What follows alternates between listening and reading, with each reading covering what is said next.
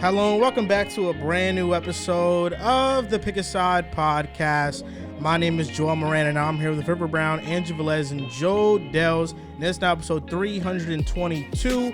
In this episode, we're going to talk about Dame's Bucks debut, KD versus LeBron, the drama between the Sixers and Harden, redraft the awful 2020 NBA draft, and give our best bets for NFL Week 8. NBA season is underway. Every team, I believe, to this point has played their first game of the NBA season. So, you know, we're going to react to some of the best moments of opening day. How you guys doing, man? You didn't want to talk about Celtics Knicks today? You know, Dehls, they didn't feel a need. We were robbed. Oh, that Jalen Brunson 4-point play was, you definitely got hood. Definitely got hood. But he gave him a tech, right? Yes. That was weird. Loved that. Yeah. Definitely. I get it. We ended up winning by four. Yeah, that was weird as shit, though. Give him a tech was kind of crazy. I'm feeling good, though, man. Feeling good. NBA is underway. We got a full week of NFL. Now it's really busy time. Like, I felt like before, a month ago, we were busy with just NFL and had the fantasy reaction. Now that NBA's here, it's like there's no off nights. There's shit going on every single night. I feel amazing, man. I feel like an anaconda. Just shedding my skin, and now I'm back in the form. Okay. I'm here. Wow, man. Must be exciting to see Cam Reddish getting burned. No, fuck that. Did you see Cade? Yeah, he also. Okay, yeah. Yeah, Cam Reddish, He also man. ate. You know Cade what? is You a know star. what? You had an agenda, and it was odd because You know what's funny? What you're going to say is absolute bullshit because I told you my opinion on Gabe Vincent. No. But it was at that moment you were tweeting. You tweeted and texted at me. The You tweet I knew with yeah, the you numbers. tweeted It me did on okay. Twitter, and then you texted me, and as I'm watching, I'm doing it.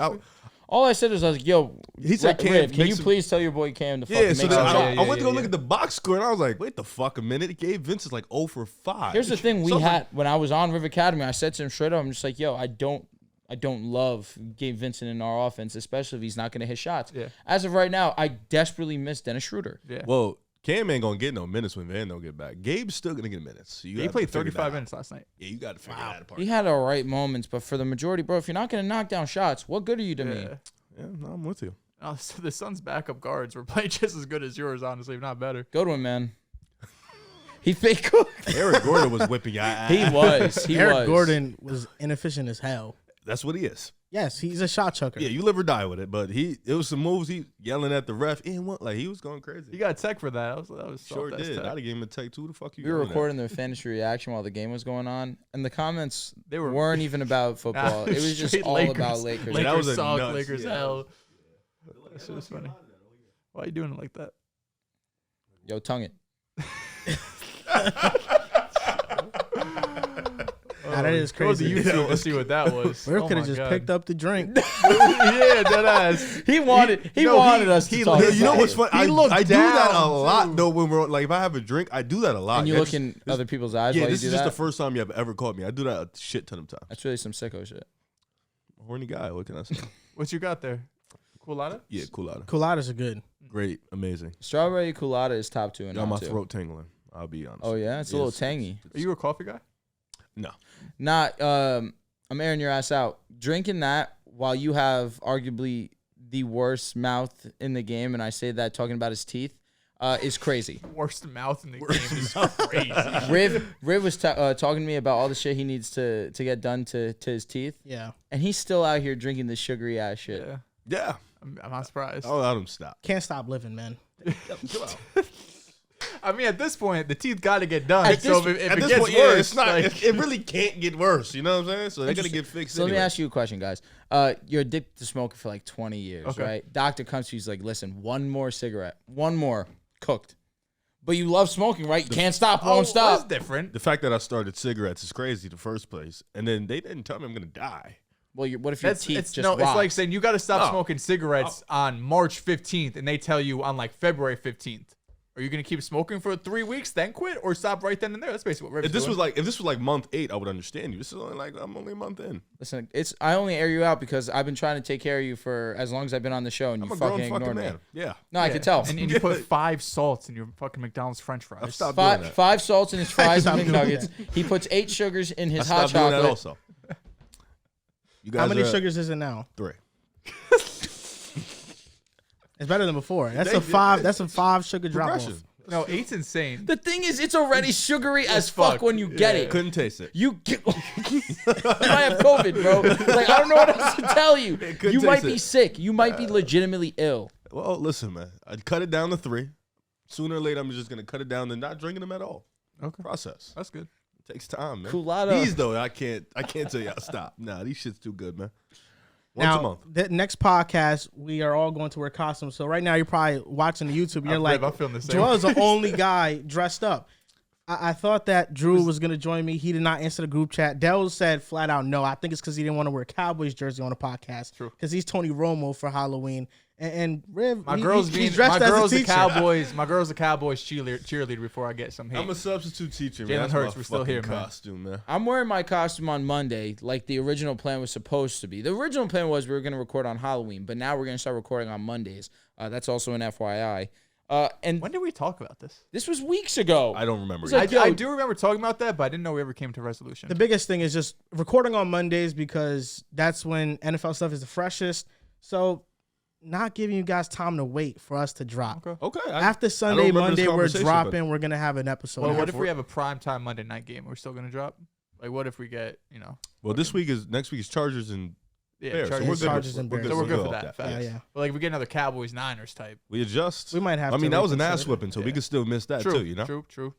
Talk. Yeah. So we adjust how we adjust. Or we'll just talk about it next podcast if it's a big thing. Because I was already talking about it. I was just like, yeah, bro, I'm about to show up, no beard. I'm really getting right for Halloween. And then I walk in and I see you look cool as fuck. Look fantastic. You look cool as great hell. Costume, great costume. You know, this costume was very last minute because I'm actually going to be Felix from Encanto. That's my real costume. Hall but of Fame. my stuff hasn't come for it yet, so I got the Ted Lasso. But, I thought it was fitting because there's this false narrative about me that I'm this hater. It's not no false. So I said False is nuts. I'm gonna dress up as the most positive guy there is, an Ted Lasso, oxymoron. because I'm as positive as there is. I evaluate the game. I give what my it is. 2 cents. I'm honest, but I always sprinkle in that positivity If it's on whatever I do. Here the only list of teams/players you are positive with: Zach Wilson, Patrick Mahomes, Joe Burrow, and the list. Jordan Love. No, I even thought you were a little bit critical of him after the. Which game was it? Not the Broncos game. He was given a pass. Look, a Hall of Fame quarterback's even saying he didn't play that. Was it bad. Detroit? No, was it Detroit? It was after the Raiders game. Raiders Yeah. was his worst game. Raiders definitely his worst game. And listen, all I'm gonna say about Jordan Love, listen, I critique all the guys you talked about. I've done critique Zach a million times. I don't know. I've critiqued him a He million times. He always comes back. He always comes There's no back. wrong with that. That's his I'm a guy. Jets fan. I'm gonna Jets always fan, come back facts. to my original players, Luka especially Doncic. somebody like I that. will add Luka to that list for I've sure. critiqued Luka before too. That's not true. That's 100% a fact. That's Drew. not a fact. I can bring. I can. No, you've actually. I can Hold bring on. up. You've actually went on. That's cap. You've never, That's cap. ever, That's cap. ever. Of course, I'm gonna trust in the Dallas Mavericks. They got Luka Doncic. What more do they need? You told us Exactly. you love glazing That's Luka. facts. I do. I'd rather glaze Luka Doncic before Marcus Smart. Y'all fail to realize that the offseason, the Knicks got Jalen Brunson. Why did I say Brunson will become a star? Because he's going to be maximized without playing with Luka. It's hard. Come on, bro. Saying it's hard to play with a player. Is that not being critical of the player? It's hard to play with him. Picking his shit right I've said it's hard to play with Luka a million times. All right, then that right- doesn't take away from his greatness. Then right now say that Luka Doncic is a glorified James Harden. Luka is a better James Harden. He's a glorified James Harden. glorified James Harden.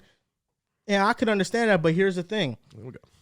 I never thought the criticism on Houston Harden was fair. I always defended Harden. know. But the only thing that pisses me off about the Luka stuff is that Luka is playing in a similar way to James Harden, and now I feel like people are starting to kind of, hate him for the way he complains to refs and stuff. It's valid. But he's been somebody that gets praised, and James Harden got knocked all the way through. But I always defended James Harden the way he played. I never thought I never had a problem with it. So why am I going to just hate on Luka because they hated on Harden? We're not hating on Luka. Luka. We're just, again, we're analyzing and we're giving our analysis. That's all it comes down to. That's why I got Ted Lasso because, very positive day. Even though today I do got a list for the top 5 just start it industry up? NBA players. sure? ever. There was something in my eye. In my right eye.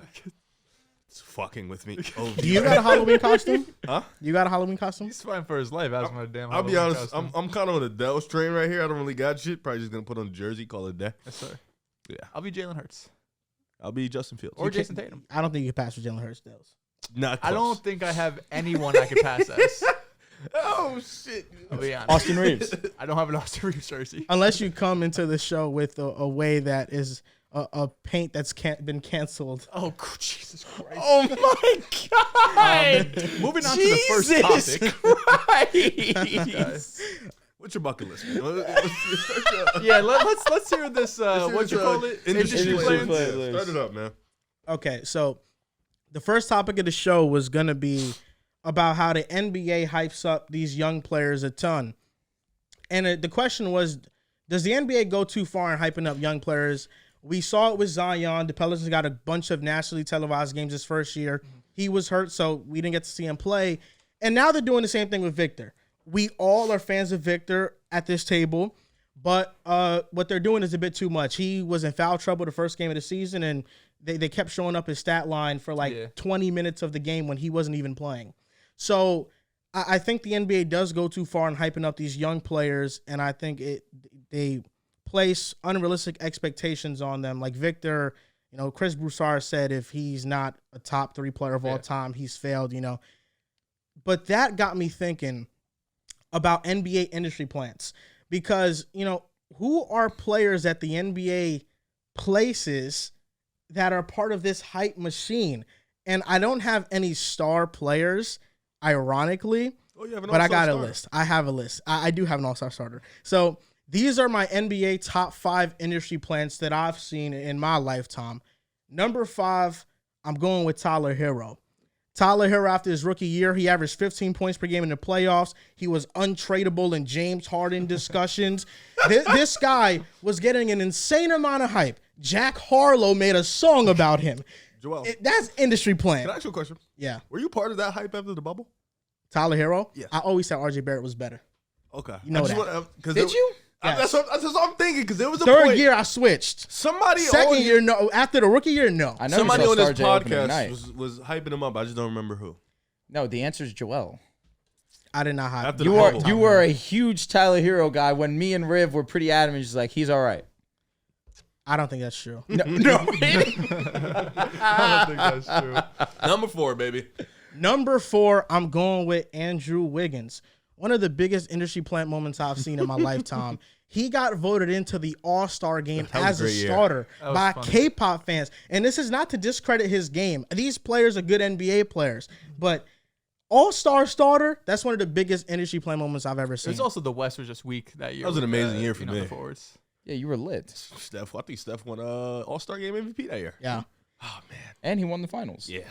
Oh, man. And Wiggins was the second best player on that team. And he locked up a certain guy. But So it was a Talk about it. perfectly, Shit was rigged. perfectly executed industry plant moment. yes, sir. That if was that's a good, the case. good industry plant moment right there. I'll tell you what, if number 1 is not who I'm thinking, this list. Number 1 might be who you're thinking. All right, go ahead. Number 3 is none other than Austin Reeves. He's should be higher. he's already getting a superstar whistle. At least last year he got a superstar whistle. He has a great performance. ESPN is saying this is Austin Reeves getting ready after his great night. He was generational in The WCF. amount of hype this dude received, he was getting more attention than actual stars. Deserved. There's no doubt in my mind. It's an industry plant. He's cool the with it. face of the industry plant. I love him. Number 2, Lonzo Ball. I'm going with Lonzo Ball at number 2. That's interesting. I would like to hear this. Lonzo Ball, before he played an NBA Oh, game, yeah. he got his own shoes. For sure. Yeah. He had his own TV Well, show. That's because of his pops. I think you're saying right now. He was selling out summer league arenas out. Now, I'll say a lot of the hype He was around him. awesome. He was awesome, awesome. facts. But I'm not saying these dudes not awesome. Lonzo was awesome, and a lot of the hype was because of his dad. His dad was on TV. His just dad was on on top first of him take. being an absolute bucket. Correct. Yes. But we had a ton of hype for Lonzo. He's a 6'7" Steph Curry. This guy can shoot from did 40 say that. feet. I mean, was there awesome. was a bunch of hot takes on Lonzo. game He was against the next Oregon. Jason Kidd. Was it UCLA? He played for UCLA. Was it against Kentucky. Baylor? Was it no Kentucky? Darren would bust his ass. No, it was. They played twice. Was it Baylor or was it Oregon that he hit that step back from the logo, stood there? All I know is Lonzo Ball had top 10 aura ever coming out of Lonzo did.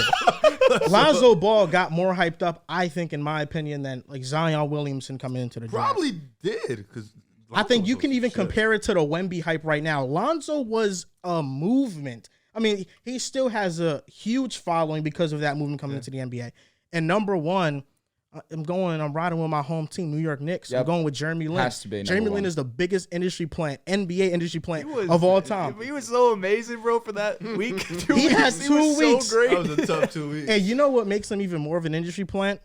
After that season with the Knicks, who's the team he signs with? The Lakers? He signs with the Houston Rockets, the biggest Asian fan base because of Yao Ming. He signs with the Rockets. That's a good point. That's a good point. He brought so much life to that Knicks team. Every matchup he had, did. they geeked it. Him versus LeBron, him versus Kobe, him versus D-Rose. That- They that were He like, did bust. that He three did bust the against Lakers' Toronto, ass in that bro. run. That 3 against Toronto, I'll never forget it. That was With like 0.5 seconds left on the clock. bro, just pulled it. Damn. I don't think people realize how big Linsanity was at the moment. they had a huge, documentary bro. about it. Yeah, You Linsanity did a was the documentary of biggest 2 weeks. hype I was movement I've tuning seen. into Knicks games every night because of him. It's the actual truth. I really like basketball. I had never been so glued to a Me television too. watching that Yeah, shit. for sure. She was aura. He was lit, though. He was. Like, you could call these industry plants, but like you said already, these are really great moments still in the NBA. Jeremy Lin is an all-time great moment, at least for me as a for fan. sure. Also, there's a video of Austin Reeves in preseason flopping and nobody touched him. Oh, I saw. Yeah. I saw. That shit lost the fuck out of me. He's sick. He only shot He's 2 lit. free throws last night. Did he get a lot of calls? He really hasn't been that Tuesday? aggressive. That's been the issue. Word. That's really been the issue. Are there any other industry plants I'm missing? I was thinking about putting Mo Bamba on here because he had the song. Word. But like, he didn't get any hype as a player. It was just the song that Yeah. Sheck West made. I guess you could say Zion to a degree. Zion got an industry obscene amount of plant. hype. did. But there's a difference between industry play and hype, no? Jabari and Andrew. I think if you're there gonna is. say Andrew Wiggins, you can say Jabari too. Coming out industry plant. That hurt because they were Yeah. fire. Yeah. Industry plant. I'm trying to think of some underrated ones. It's hard. It's because a lot of these guys get a lot of hype coming out regardless. Mm-hmm. But the ones like Lonzo, it's hard to find another Lonzo in high school. Like probably the closest would be like Mikey, but he obviously might not play in college. But in terms of high school, like he's already making millions. He Yeah. was on every overtime, like all that. So, but it's hard to find like Lonzo. Like I guess you could say LaMelo would be the next one up because he was getting that same hype. But damn, it's hard. The LaMelo hype wasn't even close to the In- Lonzo in one. twen- Exactly. in And that twen- was still insane hype In too. 21 games, however many games he played in his rookie season, the process, Joel Embiid, when that first started, obviously Embiid did play amazing in his own right, Yeah. but he was taking the league by storm. Oh, Ben Simmons low key too. I was just about to say Low-key. Simmons. Low key. He just went to LSU just cause. Yep. Yep, just to get to the league. Yeah, industry plants, man. I respect it. They didn't even go to the tourney. They didn't make it. That's crazy. They weren't good at all. The thing They is, were whack. you don't have to be, I don't know, man. If you're the number 1 overall pick, you should get your team to I the mean, tourney. Markel got Washington. Anthony there. Edwards didn't do it with Georgia. Markel Fultz got him there. It's because they choose to go to schools Did he that actually? aren't I that don't think he did. competitive. I actually don't think. Cade Edwards went to didn't. Oklahoma State. Is that? Cade went No, to he Oklahoma State. he turned them up. I know. Yeah, he turned them up. They were mid. He turned them up pretty good. They were a top 3 seed, weren't they? I don't think they were top 3. They were like top 7, 8. They were probably like a mid seed, like a mid level seed. They almost won the conference tournament. It was just Cade. Nah, it's up. Yeah, he was great. It's up He's and it's hooping now. stuck. What do you think about the Wemby hype, though, right now? To You had me, a tweet about it. I saw. for me, You, yeah. well, all I said really was, to what Joel was saying, he was out of the game and they were still showing his stats. But that being said, he still was in the moments where he was in the game really good and showed moments of why you are buying into the Wemby hype. Has a couple had the one block, unfortunately, early in the game. But late down the stretch in the fourth quarter, they were getting him the rock. He was still getting his buckets. He made it a close game with the Mavericks. To me, it got to a point where he was looking for the ball and they weren't getting to him. Give him the rock. He was the hot hand at that point in time. He was really driving them down the stretch of the game. So it was pretty unfortunate that we didn't get to see a full game from him because of the foul trouble.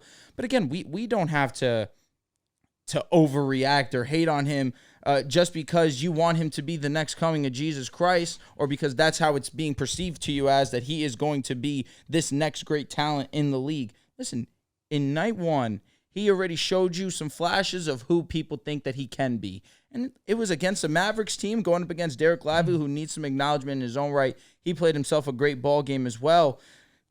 But Wemby played himself and had himself a very good debut, in my opinion. Just needs to clean up, be less aggressive in terms of not fouling as much, just being a little bit more conservative on that side of the ball. But other than that, we saw some great things from Wemby, knocking down some shots. Of course, the dribbling is really what amazes you when you watch Victor at 7'5", the fact that he can handle the ball that he does. But again, I'm glad that we saw the statistic of Tim Duncan in his first game and Wemby in his first game. And the difference is Tim Duncan was a grown man. He did 4 years in college, if I'm not mistaken. Yeah. Wemby did 1 year of playing in France and then, of course, got drafted to the NBA. He's much younger at this point in time. They had the exact same stat line in terms of points and rebounds. So let's give him a break, especially to have that stat line when you were on the bench for a good portion of the game. That's pretty great. That's an industry plant moment. No, the industry plant having the same stats as Tim Duncan is crazy. I think it's big shoes to fill when you coming into Tim Duncan's franchise. No matter who you are, like he is the embodiment of consistent. You know, he's probably one of the 8 greatest players in NBA history. You know, undisputed. He's one of the few guys that has like a pretty strong stranglehold on his position, being the best at the best of the best. So first of all, to start with that, like coming in, having to fill those shoes for Tim Duncan, that in itself is already something to do. And then now you're also being propped as you have to be one of the 5-10 greatest players in NBA history. You know, that's another type of adversity you got to fight. But like Drew mentioned, you know, it's one game. Obviously, the fans were there. And it was sometimes where the fans were booing because he didn't get the ball. But I think, like, the Spurs in general, you know, especially when you watch the team, they kind of felt the way about it. Like, we don't just have Wemby. You know, we have other good players, and they wanted to show that night, and they did. They showed that. Vassell was great. Keldon was great. Jones had his moment. Zach Collins was great at the rim. Sure. You know, like Jeremy Sohan was great in that Draymond Green-like role. Like, they have a lot of good players, and that's just they don't want it to just be too Wemby-centric, and I know it will be. Unfortunately, that's just how NBA is, how people are. They're just going to gear onto him. But the Spurs in general have a good team, and you know, Wemby is obviously the guy that's going to unlock this team, but, you know, he played well. You know, he has to adjust to the NBA. Mm-hmm. And, you know, Derek Lively on the other end, he played amazing, too, in his first start as a rookie in the NBA. You know, you got to give him credit. He went up against the hype train, and he was playing well. He was playing better. Was it 16 and 10 in the debut? Portions of the game. 10, yeah. More points than he ever scored in college. Yeah. His career high in college was 13. Yeah, college is, it's an outdated type of thing. But Wemby played well in my standards. Wemby played well. Yeah, he did. And I think that's where you kind of see the difference between like what the team thinks and what TV is going to do, right? Because at the end of the day, ESPN or whatever platform is going to have Wemby, they want to show him off, right? Like he has been this number 1 pick. He's been getting hype for years. So while we're there and like, I'll be honest, I mean, I didn't watch any Spurs games last year. Like, who am I really going to sit down and lock in on the Spurs? But, of course, first game of the season, I want to see Victor, right? And I'm sure there's a bunch of people who either weren't tuned into the Spurs last year who are NBA fans, or maybe they're Spurs fans who haven't been tuned into the team because they haven't been that competitive over the last couple of seasons. And now they're going and finally seeing the Spurs team. There has hype there. So understand why ESPN is out there, you know, putting his stat line out there because, of course, you still have Luka and Kyrie on the opposing side, and they're phenomenal in their own right. But Victor's just been getting a different type of hype. Like, he's been up there with the Zions and, you know, with the LeBrons of the world over these last, 10 to 20 years in terms of prospects. So I think that's just more than anything, just TV, just trying to be TV and trying to be entertaining. Because we know Victor, when he was on the court, like you mentioned, Drew, he was phenomenal, right? Especially in that fourth quarter, he was hitting pull-up shots. He was hitting multiple three-pointers. I mean, there was times that as a rookie, he looked very comfortable out there, right? For his first game, I was very impressed. That's a fact. With his feel for the game more than anything. He looked very smooth. He didn't really look out of place, specifically in that fourth quarter, I'm saying, because it was hard for him to get a rhythm because he was constantly getting in foul trouble. It even happened early in the fourth quarter. He got put in the game, and he immediately got a foul like a minute in. And he went from 4 fouls to 5 fouls. Pop took him out. Then he put him back in, down the stretch, and that's when he really got comfortable. But Victor looked good. In my opinion, he looked really good.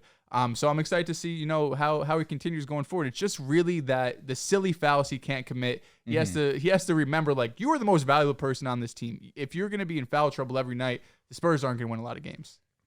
Luka Doncic. I don't know if y'all seen what he did. We watched the game, buddy. But he Now, was that three was nuts. he was looking as OD. good as gravy on biscuits. Okay. He was phenomenal. And what did I say? What was my take? Clutch Player of the Year award, Luka Doncic winning it. Great start to that award. Great start to that chase. I don't give a fuck about that. That's a award. great pick. No, that's a great pick. I wish it doesn't. I hope But it's gonna be Is Luka he gonna get back Doncic, to the baby. playoffs? That's If the he's one. the I'm 11th He's seed, getting are back they to the gonna- playoffs. They're gonna give it to him. Because what's that? No, I 'cause said that if means he's the 11th seed. he's are not they gonna give be it the to him? 11th Okay, seed, just Dehls. making sure because it was last year. He's gonna propel this young team, Dehls. You saw Derek Lively. He's looked ready for great. the I'm I'm moment. gonna be honest. I don't want to talk about Luka. I want to still talk about Wemby. There was a few times where I felt just throw it up to Wemby. He's near the basket. He has such a height advantage over the rest of these guys. Put him in a position. We only saw once, twice. So he has that size advantage. Kind of throw it up to him. And I saw this picture on Twitter, and it honestly summarized what I felt a little bit towards the end of the game, where it was when LeBron first came into the league, and it's the three clips of the guy saying, we don't need that guy. He's not gonna come in and change too much. Yeah, Boozer and the other two. Ricky Miles. And so I'm just like, it felt like that to a degree, like to what you were kind of alluding to, saying it's like, hey, we're a good team. We're not going to be Victor centric. But in moments like that, sometimes you got to put pride aside. He was killing. There was a chance for them to take this game. Of course, Luka was special. He sealed the deal Keldon for was the on Mavericks. bullshit late. But that's what I'm saying. Get him the rock. Let him do his thing. He's drafted to be the cornerstone, the franchise guy. Whether you think that you can hoop or not, put that aside. You got to understand that my job here is to do a role. We saw Vassell look excellent. That's another takeaway. Devin Vassell was excellent against the Mavericks. He's Chris Middleton 2.0. But when it comes down to the stretch of games, and it comes down to the stretch of games, and Victor is cooking the way that he is, I understand that he's a rookie and you want to ease him into things and you want to, allow him to understand the culture of the NBA. It gets to a point where you need to put pride aside and let him do his thing. See how flexible he is? You seen that clip that was going around him stretching and shit? Bro, that shit was There's a insane. lot of yoga. Did you see You do the? a split. You You have see the to. picture? Bro, 7'5", you split have is basically from that wall to that wall. Shit was nuts. Did you see the imagine picture his, of Derek? Who was it? Derek Jones Jr. kicking him in the face. Yes. Yeah, that was crazy. I don't know if I Yes. saw that. Yes, that was crazy. That was hilarious. Did he actually get kicked in the face? The or picture, did it just look like it in the picture? The picture most definitely looked like he got kicked in the face.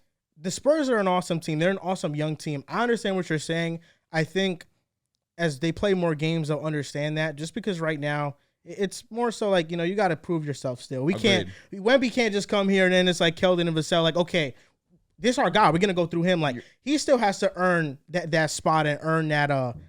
He has to earn that top guy spot on the team still, which I think he'll do relatively quickly. But the Spurs are a good young team, and that's why I think they definitely have a chance to be competitive for a playing spot. Are you gonna talk about Luka, but not talk about the Dallas defense? You're not gonna say anything at all about it. Derek Lively, when his minutes were good, his minutes were great. The defense and his defense minutes is a were great. 5-man thing. I know, but like in So you're his just minutes, not they were gonna, so great. you're not gonna speak on it. There was The three defense, players that I'm really not- stepped up for the Mavericks, and it got them the win. The defense for Offensively. me, I don't think it's going to be a top 10 That's unit. Top. You I don't think it's gonna be No, top I say 15? I don't think it's So going to you be. think it's gonna be top 15? Probably not. Their offense is going to win them games. It will be. Yeah, I'm Luka not and moved by Kyrie down the Spurs win, stretch. but I understand what you're saying. The Spurs are a They good almost team. lost that game. Yeah. Like, And the Heat almost lost to the Pistons. This opening night, They did. Well, the everybody's Heat are playing close fraudulent, games. so. What I'm telling The you though Hornets is beat the that Hawks. We're here. Brandon Miller played better than Scoot, by the way. He did. Saying Scoop was getting guarded with Kawhi. I'll be honest, it was crazy. Yeah, it was crazy. Imagine that. Imagine that. Disrespect. Opening night. Did you guys see DeAndre in opening night? Oh, I watched. wish the I game. didn't. I did. I wish I didn't. He's not He good, had bro. 4 shots. He got in foul trouble pretty early, and it was useless. Is he better than Nurkic? No. Actually, Zubac outplayed him significantly I bad. was gonna say Nurkic got his ass beat last night. He did opening night though. Nurkic was huge. He was fire. Yes. I'm here just fucking around He because he got killed Nurkic. yesterday. He's just gonna give you effort. I think DeAndre is gonna get benched for Rob Will. I don't know when it's gonna happen, but at some point this season, I think Rob will be the starter for them. Yeah. He is better than him. He's better. Aiden is not good. I don't like Aiden because he's very talented. Killed the aura of the Suns last season. He just looks like he doesn't give a shit. He's Like, very out there talented, but he doesn't take advantage of it, and that's my biggest knock with him. You know what you were talking about Dallas and their defense. Yeah, you Last ignored it. year, I didn't ignore it. I just didn't get to my point. The Kings were first in offensive rating. They had a bottom 20 defense. They were the 3rd seed. You're first on exit. The Maverick, that won't be Luka Doncic's Dehls. I mean, it's been Luka twice in his career make the already. And then he made the conference finals. And then the year after, how do you follow up a great performance in the playoffs? You go and you don't make the fucking playoffs. It's not his fault that they It's the didn't defense bring back fault, right? Jalen Brunson. It's a team thing, It's bro. defense, all right. Last year, down the stretch, defense, right? Luka was hurt too. You know, there was just a lot of stuff going on last year. And they could have made the play, and they blatantly tanked down the stretch. No, they could have fought for the play-in. They didn't. They could have fought. So it's a different. They could have tried to get a play-in spot. And then they actively tanked. Yeah, because they realized fighting for Even that. if they would have got the play, They actively tanked because the pick would have went to the Knicks, and That's what I'm saying. Yeah. tanking ultimately got them Derek Lively. I think they're fine. And they would have got the 8 seed and played the Nuggets in round 1 and probably got swept. Would have been a good series because as long as you got Maybe Luka, 5. it's going to be a good Maybe series. 5. Maybe I've 5. had enough. What do you man. mean? What series has not been a good You've Luka watched series? 3 series. He's played 3 playoff series. No, he hasn't. He's played No, 5. no, he's played 5. He's played Clippers 5. twice, and Yeah. then the WCF Yeah, run 3. 5 series total. Pardon me. He's played 3 5. runs. You've seen 3 runs. 3 runs. That's what it is. You've seen 3 runs, 5 playoff series. You played Are the those same 3 series. runs one not run. enough for you Another to one, know you who know. Luka is in the playoffs? We Luka know is who Luka is. him in the Unfortunately, playoffs.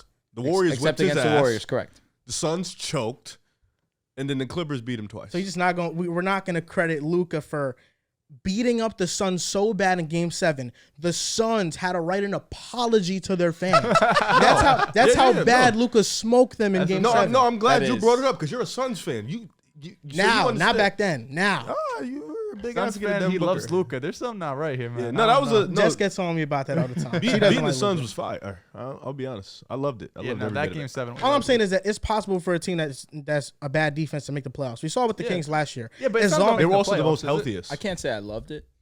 But it was good to watch. But for Luka now, it's not about just making the playoffs. Like, it's Luka. Like, we're talking about him as the top 3-4 player in the world. You got to remember, the Kings caught Yeah. everybody by surprise, and they were the healthiest team in the West last year. So, the Mavs need to be, if they're healthy this year and And they get a lot Nuggets. against Luka and Kyrie, I think they well, will make it was sense. either one or They two. were healthy as well. Yeah, they both were healthy. So, like, and even then, they won. They were 3rd seed, but they were like 3 games ahead of the 6th seed. So they weren't like this top notch. Like every 3 to 8 was relatively close. That's always going to be the West, though. The final standings Well, is not always for going last to be year a couple games back from each other. Dallas was like 12 seed. Okay, but the other years, It's funny because 2 and 3 last year were first round exits. Seeding means nothing. This is true. in this day and age. Last year? Yeah. Last year, 2 and 3, first round Oh, exits. facts. Warriors, Lakers. Yeah, you had to know. The biggest debut I think that we seen in opening week was Dame's debut with the Bucks. That's the biggest one. Incredible. And Dame showed out. He had 39 points, 8 rebounds, 4 assists. He didn't give Bucks fans a sneak peek. He gave them the entire movie in terms of what they should expect from him. The biggest knock with the Bucks these past couple of years, and even though they won a championship this way, was the fact that Giannis is their best player, but he's not their closer. Chris Middleton will close out games. Now, Dame is going to close out games. There's no question about that. And, you know, I don't think Giannis gets enough credit for this, but Giannis is the most unselfish teammate there is. Him and Steph Curry are right up there, 1 and 2. I was waiting for with that. superstar. Of course, I saw Yeah, his eyes I was in the waiting back for of that, my you know? eyes. I saw him looking at me in a certain type of way. That's all we're here. We're here. You know, Steph, of course, he's the most unselfish player. That's why he let Kevin Durant come and be the better player in those 2 The finals. jab that they doesn't won. move me. We're here. It's not a jab. It's just the Yeah, truth. no, That's you didn't have to say all it's that. just You didn't a have to say all truth. that. It's just You the didn't have to truth, say all Riff. that, you know? I think Giannis embracing Dame in the way he's embracing him, saying that I told him this is his team. I don't care about what the media says. I don't care about what anybody says. I told him personally, this is his team. Now, whether or not we believe it or not, Giannis has made this transition as comfortable as possible for Dame. And I think it's the biggest reason why this can be one of the best duos we've seen in terms of superstar pairings, because their games match each other perfectly. We saw that opening night. Dame even said in an interview with Chris Haynes before the game that, you know, it's been on record that I said this is the guy I wanted to play with. Our games match perfectly, and I felt like we saw that. This is going to be one of the funnest duos to watch in the NBA. I don't care about the track record that other duos may have. I think currently this is the best one. And Dame in his first game really showed out in a big-time way. I think it's something to say to where, you know, you mentioned him being unselfish. When have we ever seen probably a top 2 player in the world give his team to a guy who's probably not even in the same tier as him. Like, it's probably like when Steph did it, him and Kevin Durant was in the same tier. You know, when LeBron and D-Wade did it, D-Wade at that time was like a top 5 player in the world. This is a situation where you got probably either in some people's eyes the best or the second best to most people in the league, to a point where it's a guy who's probably like between the 8 to 12, range. And he's openly saying, this is your team. You can have this team. I just want to win another championship. And that goes to show, like you mentioned, Giannis's unselfishness and the fact that he just wants to win. And, you know, we saw a sneak peek of it against Philly. You know, Dame wasn't his best in the first quarter. Giannis looked like he was taking charge in the first. And then Giannis let Dame get loose. And when Dame got loose, there was nothing Philly can do. And that pick and roll is dangerous. Unbelievable. You know? Like I don't know how you're going to stop it, you know, unless you got a backline defender and then you can just switch or something like that. I don't know how you're going to stop it, but that Dame and Giannis pick and roll, the Dame and Brook Lopez pick and roll, Dame and whatever pick and roll is always working. But that team, if you got Brook, you got the pick and pop. If you got Giannis, you got the strong roller, or you just got a menacing big body Derrick Henry coming down to you. He's going to either dunk it or lay it up. And then Giannis is still his. See, that was kind of a slight. It was, for sure. But Giannis is still his dominating self. And then the team, you know, when Chris Middleton gets off minutes restriction, you still have Brook Lopez, who looks fine. You know, Jay Crowder was getting his. Jay Crowder was solid. You know, I saw some Beauchamp minutes. He played looked 20 good. minutes. He looked good in his minutes. So they're gonna need that extra Jay Crowder. They're gonna need all that because they're pretty top heavy. But Dame was amazing. You know, 14 in the last 3-4 minutes of the fourth quarter. You know, he came up big, came up clutch. And the Bucks, this is what's going to be the Bucks. They're going to rely on their 2 guys, and the rest of the guys are just going to have to follow suit. But like you mentioned, this is probably talent-wise easily the best duo in the league. Like, I don't think any duo was close. I think you saw it down the stretch of the game when Giannis had that and one. You see Damian Lillard go up to Giannis, chest bump him. In that moment, you could just feel Damian Lillard understanding, I'm playing with the best player that I play with in my career.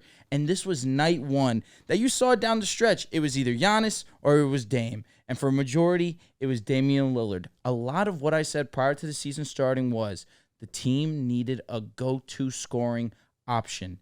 And Damian Lillard was the second best statistically in that category last season. We know Damian Lillard's track record. He is one of the better scorers in the NBA. And you pair him next to one of the best, I say two-way. Obviously, we know he's not a versatile offensive player. Talking about Giannis, he's primarily going to get to the cup. One of the most dominant forces this game's ever seen. But on the defensive side of the ball, we saw that yesterday too. He was very active, blocking shots. He took the challenge from Embiid too. And honestly, he won very comfortably. That's what we've been won. asking for. He made Embiid look very disgruntled. He made him feel uncomfortable. We saw Embiid kind of get his towards the end, but again, he was playing a little too lackadaisical for my liking. We talked about that before the show. How do you turn the ball over where you're trying to make a cool tap pass to swing the ball to the top of the key? You turn the ball over and you just stand still. You're not even moving. The game was very much in reach. You were up 8 points at one point in that fourth quarter. You let Dame and the Milwaukee Bucks gain all the momentum, and they were able to come away with the win. But this is going to be all season long the Damian Lillard and Giannis Antetokounmpo show. They're going to eat offensively. I loved what I saw from Damian Lillard, and I fully anticipate it going on all season. It's definitely scary when Giannis can be the second best player on a team and they still end up winning against the Sixers team, even without James Harden. I mean, Tyrese Maxey played his ass off. He was phenomenal last night. Giannis, I mean, he had 7 turnovers. He was 10 for 22, 3 for 9 from the line. Like, this was not a good Giannis game. And Damian Lillard in the fourth quarter, Joel mentioned it. First of all, it's pretty amazing that they did win that championship when they didn't have like a top tier shot creator in those crunch time moments in the fourth quarter. And watching Damian Lillard last night just hit 3 after 3, the step back, like everything. I was sick. I was sick to my stomach. I was rooting for the Sixers first time in my life. I was like, I need this to happen. But Dame got 17 free throws. The NBA couldn't let that happen on his debut. But not seriously. I mean, this is why. I mean, everyone was so high on the Dame trade, and how could you not be? Like, this pairing in theory worked perfectly, and we've seen it for the first time. And Dame just looked, like a perfect glove next to Giannis. And we're going to have games where Giannis is not terrible and turns the ball over 7 times, and they still put up 117 points against the Sixers team. So Damian Lillard more or less did what he's been doing his whole career. Now he's just on a team that has legitimate chance to win the finals. So For my Boston Celtics, I'm glad we got some good guards on the perimeter and Drew Holiday and Derek White because it's going to be a handful to guard those two. Let me ask you guys this question. Is there a way that Damian Lillard can become the best point guard in basketball at the end of the season? No. Milwaukee wins a Top three. championship. He's the finals MVP. He's better than Steph. He or averages Luka. 30 on the way there. Steph Curry's done that as the main guy. Agreed. But again, we're talking about by the end of this season, the way that we understand rankings can move. We just saw SGA go from, let's say, a top 30 player to a top 10 player. If Damian Lillard goes and, again, averages 30, continues to close out. Yeah, but it's harder to I'm move posing from, the question. Wins the finals, There's only one person that could take Steph's spot. and that's Luka. Yeah. But again, what if Dame continuously dominates offensively, goes and has a championship run, is finals MVP? You're talking about him possibly winning MVP of the regular season, too. At that point. He's going to be the best point guard. But in the not league. necessarily. I think it's easier to jump from 30 to 10 than 10 to, like, top 3. You know what I mean? And That's who's basically putting, what you're essentially who's saying. putting That's what Dame's SGA in the doing. top 10? ESPN ranked him top That's 10. true. He's probably- he's not like a Well, top no, 10 you player. understand what I'm saying. Yeah, Fringe I know top what 10. I'm just saying how drastic of a jump Where do you can have see. Dame right now? Like 10? Dame right now is a Fringe 10. Yeah, You he's have a top Steph 10. at 3? He's a top 5 player, most definitely. So you're saying Dame would have to statistically, he just would have take to basically five spots. That's a lot. Which isn't crazy. We've seen players do that. It's 5, but the guys he's jumping are... And you would also be hoping dogs. for a Steph decline. Again, and I'm not saying that this is a foregone conclusion. I'm asking, is there a scenario where we can see? I'm saying yes. There He is would- a scenario I can I mean, see. we're talking about him in MVP conversation for the regular season, winning the The finals. only winning way I finals can MVP. see that is if Steph declines. But the scenario that you're seeing right now, you're seeing a perfect scenario. Best case, Yeah. exactly. And that's Dame having an MVP like regular season. That's the Bucks being one of the best teams in the NBA. That's the Bucks basically cruising to the finals, and then in the finals cruising to that win, and Dame being better than Giannis in all of that. And of course, game 1, the matchup was there in terms of on the defensive side of the ball. It's Joel Embiid. Giannis is still going to get his, but again, if you have the mismatch that you do on the perimeter with the Damian Lillard, it's going to be a night-to-night thing where we see Damian Lillard have the nights that we had last night, and then of course Giannis having the mismatch, he's going to go get his. I'm not saying that Damian Lillard is well, maybe you could have the argument that he will be in the running for an MVP in the MVP race. But again, let's not overreact to night 1 where he dropped almost 40 points. That's not going to be a night-to-night thing. But I do firmly think that if we see him go on this crazy run in the regular season, consistently do what he does, that we know that he can do, go into the playoffs, they're a championship team, and he's finals MVP, I'm saying that is the scenario we see him become the best guard in the game. But you can make that argument for, I mean, just about anyone. If they have an MVP type season, Well, I'm just go to the saying there's a finals, more win likely finals case. MVP. I think Steph There's a at this more point- likely case that Dame can do it over a lot of the guys in the league. I think Steph at this point has reached that level in his career where I'm fine with that. amongst point guards he's pretty much Like, untouchable. yeah, 4 chips. I the just finals think MVP. because you Well, mentioned untouchable.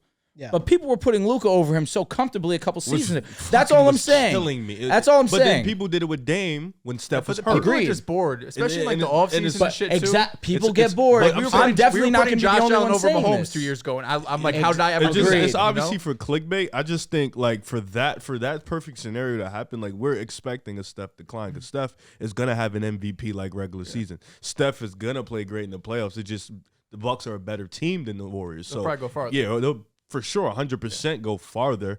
I just think nothing that Dame is the player. Dame is the player he's gonna be for the rest of his career at this point. Steph is the player he's gonna be. Dame isn't a better player than Steph. So that unless he becomes an elite defender, an elite playmaker, there should be nothing in the numbers to change your mind because you already know in your mind at this moment Steph is a better player than Dame. And it's not like neither one can really get better at their apex. And we have to also see Dame play elite level basketball past the first round of the playoffs.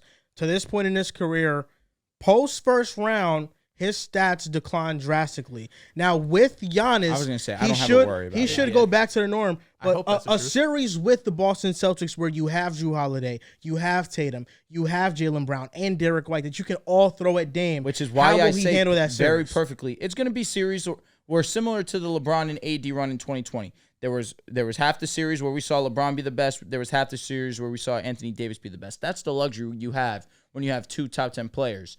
Now, in that series versus the Celtics, who needs to be the best player on the Boston Celtics? It needs to be Giannis Antetokounmpo. There's no one that can really guard Giannis at this point in time on the Boston Celtics. So for me in that scenario where Dame's still going to get his, the defensive matchup's definitely tougher on Dame than it is Giannis. That's when Dame knows that the pick and roll needs to be primarily centered around Giannis. Historically, though, we've done a good job guarding Giannis in terms of efficiency. Like, he's going to put up his Heat, numbers. for sure. Yeah, but we, given like Al has been really good against him. Now we have KP there. So Giannis, of course, is going to get his 25 to 35 every night against us, but it's a matter, can we make it difficult? Can it be inefficient? Because, and also, you don't be idiots. Huh? You also can't be idiots. That would be my number one rule for the Celtics team. Yeah. But I don't think what you're saying is crazy, because what you're saying is basically what happened back in 2017 when KD went to the Warriors. LeBron was the better player, but KD had 2 straight finals runs where he outdueled LeBron. He was better than him in those series. He won finals MVP, and he was ranked ahead of LeBron in the following seasons. And that segues to the LeBron versus KD recap, because this is the first time we've seen these two face off in the last 5 years. Christmas Day, 2018. And the more I think about it, I was very skeptical on the in-season tournament idea. I've never seen it come into fruition. I didn't understand how it was going to work. But looking at it right now, the in-season tournament might be the greatest idea the NBA has ever come up with, for the sole reason that you're fighting for a championship in the regular season. It's not going to count like the NBA championship at the end of the playoffs, but this is the healthiest we're going to see these teams. The in-season tournament starts a week from now. LeBron and KD, the Suns versus Lakers, are in a group together. We're going to get a ton of marquee matchups. The Bucks and the Heat are in a group together.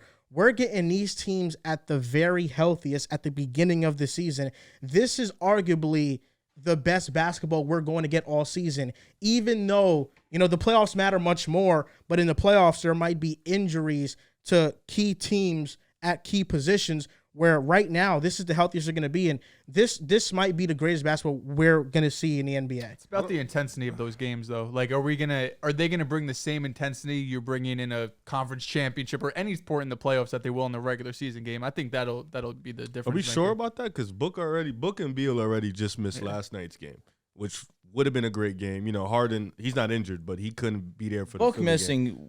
Wow. I said he's gonna miss 2 games. Which was he wasn't supposed to. He was doubtful. He was questionable for the Warriors. He was 50-50 with the Warriors, but again, he was able to close out. He played fine. Amazing. He looked pretty damn good to me. Fine to me. The intensity point is a good argument, but LeBron and KD played last night, and I thought the intensity was and there. LeBron played 35 minutes. So LeBron- it's 28, whatever he played first game. LeBron went up to Darvin and said, "Listen, Coach, I'm good to go the entire fourth. You don't have to worry about that. I know the moment right now. It's been 5 years since I played against this guy, and this guy has been killing us all night. I can give you all 12 in the fourth. I can give you that because I understand the moment." And LeBron James stepped up to the plate, and he did his absolute thing down the stretch. We saw Kevin Durant in the first 3 quarters, and honestly, I'm on Twitter. I was trolling a good amount. Of course, you know how I get when it comes to Kevin Durant. And the first, I'll say the second and third quarter specifically, Kevin Durant was unbelievable in that third quarter. He could not miss a shot. Had 28, I believe, going into that fourth quarter. And what really was the key difference in the game down the stretch was LeBron James being on the court. We understand the drastic difference that we've seen in both Game 1 and Game 2 with the Nuggets and the Nuggets and the Suns when he's on the court and off the court. The Lakers are a completely different team. It was great to see Anthony Davis go and drop 30 last night, be aggressive all game long. But really, the difference was when LeBron was on the court, his aggressiveness, his ability to get to the basket, him to be able to do that in year 21 at such an elite, efficient rate is still so mind-boggling to me. And it was really... When is it ever going to end, right? When is it going to end, right? Remember, LeBron's 30 years old. How much more of this shit are we going to be? We only got a few more years left. That was the greatest tweet ever. No, I'll tell you what, as a LeBron fan, it is the greatest tweet ever because almost a decade later, that tweet still rings true because he can still play an entire quarter down the stretch. Only played 4 less minutes than Kevin Durant in this game. And down the stretch of the game, LeBron outplayed Kevin Durant. For Kevin Durant being the best player on the court for the entirety of the game, In that fourth quarter, LeBron and the Los Angeles Lakers were able to take care of the basketball, took efficient, clean shots, and just were able to just take control of the game down the stretch of it.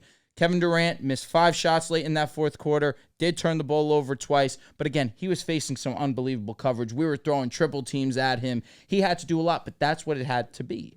Now, coming away with the win was obviously big, especially with no Book and no Beal would have been inexcusable, but it was great to know that in year 21, that when we still need LeBron James to go into that bag, he can. My concern becomes, I don't need this to be a nightly thing.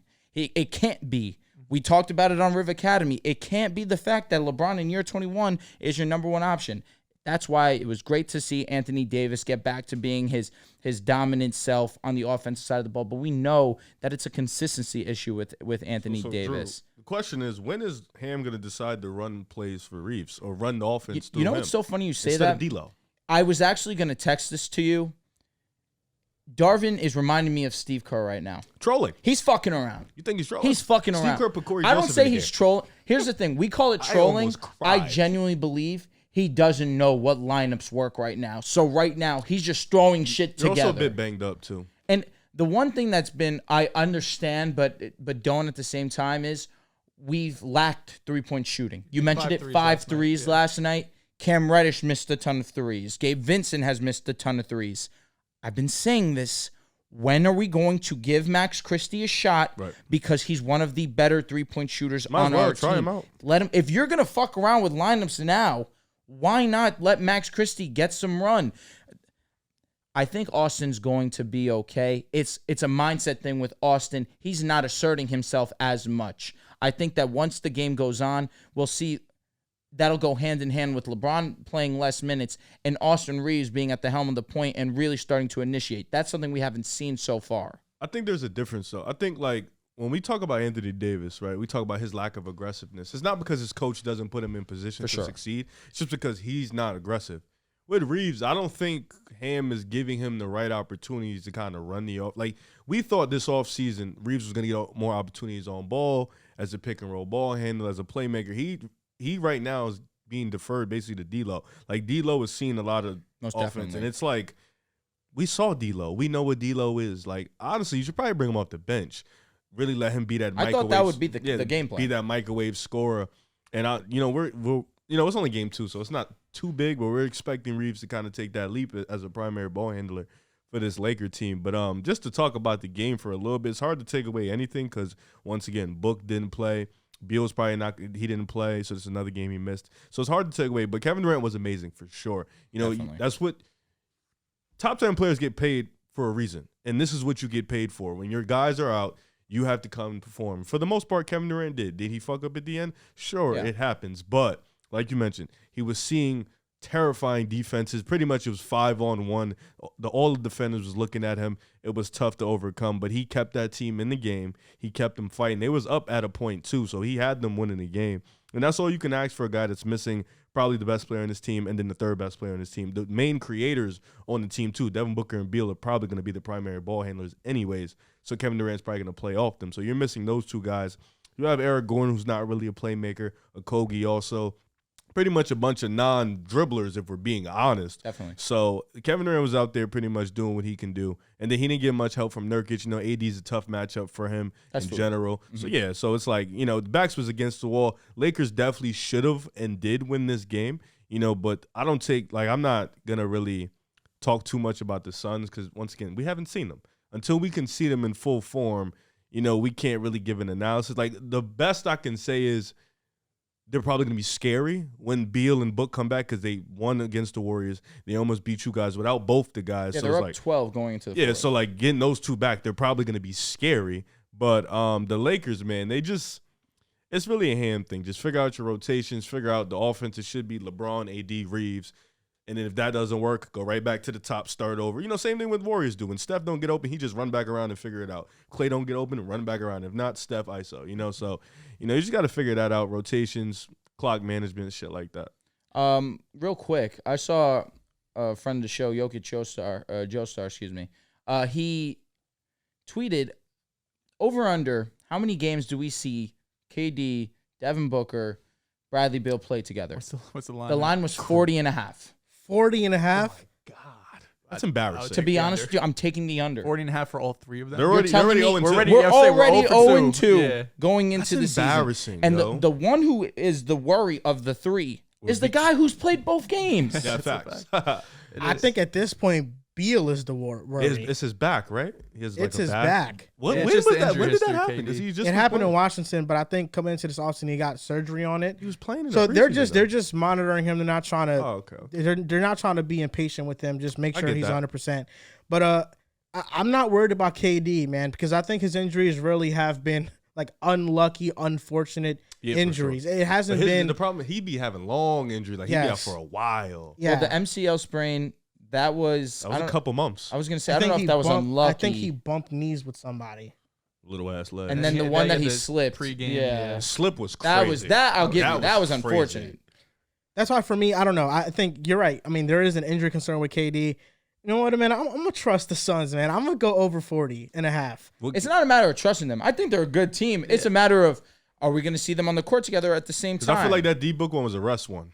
I think Yeah, honestly, Lee's going to have to check into that one. They, Yeah, they they have said to. they were, I They believe. should. That was a rest one. He But just had I think 30. that's why they said he's out 2 games, because they'd be like, it's not just this nationally televised game. He's also going to miss Saturday whenever they play. He just had 30. Like, at least we got KD versus LeBron, and LeBron played the entire fourth. So, entertainment-wise, it was great. It was a great game. But Booker not being there was definitely questionable. but don't you think that, you know, what you just said about how they said D Book is gonna be out the next 2 games, because we kind of assume it is a rest thing. That's why I think in the offseason, the rules the NBA made for load management were stupid, because there's no way you can enforce it. You can't enforce players playing the game if they don't feel well. If they don't feel like their body can go out there or they want to rest, the teams are going to protect them at all costs because Take they're the fine. paying them a Yeah. ton of money. So they don't want to risk their assets getting injured. You remember when Jordan used to play all 82 every single season? You He's a remember that? freak. You remember Something's that, wrong though? with him. Yeah. You remember that? I There's missed those different days. times. Yeah. You Miss wasn't those even days. there. No. What I, did ju- you I miss? just popped out. Yeah. None No, of he's us were. Jordan, but Jordan was a sicko. Kobe would have did it too. Kobe probably did it a lot too. Kobe just they had different type of LeBron in year 18 played all 82. That's good for LeBron. You're going to tell me like these kids can't play more than 70 Crying at the games? tears. LeBron Do body you is actually also, do you like, actually Yeah, he's think also an alien. that shortening the regular season is going to help with it? I don't want to see that.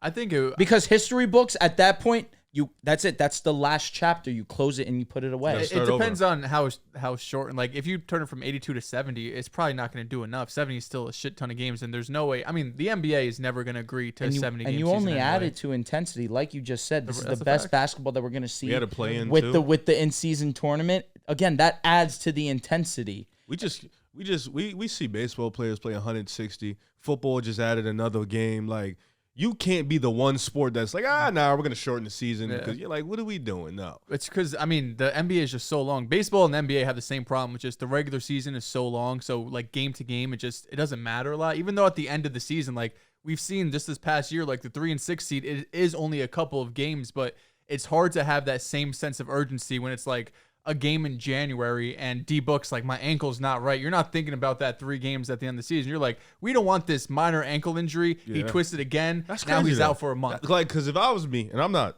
an NBA player, I don't have an NBA body, but if I was like a top Dwight. 5 point guard, thank you, bro. If I was like a top 5 point guard in the league, and I'm like, I got John Morant today.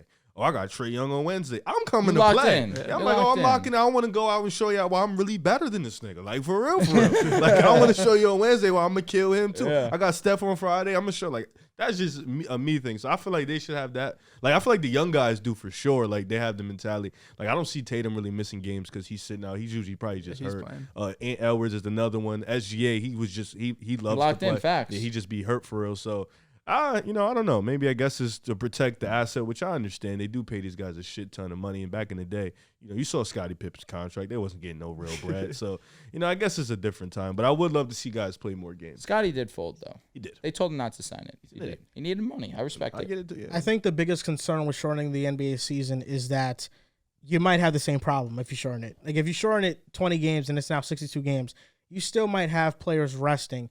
I think maybe the NBA should adopt an MLB-like format where we just seen the Suns and Lakers play. Okay, the Suns traveled to the Lakers. They played yesterday, but they're going to play again tomorrow. Oh, okay. series. Yeah, And yeah. you stay in that city for the series, and then The Lakers traveling to Phoenix, that's like a 1 hour flight at most. You go play Phoenix, you play them at home, and they do it like that instead of traveling to L.A. and then having to travel to New York or having to travel to LA teams Houston or to Dallas. The LA teams would be at home for 3 months because they all just y'all got Lakers this week. We got the Clippers next week. I don't gotta go nowhere.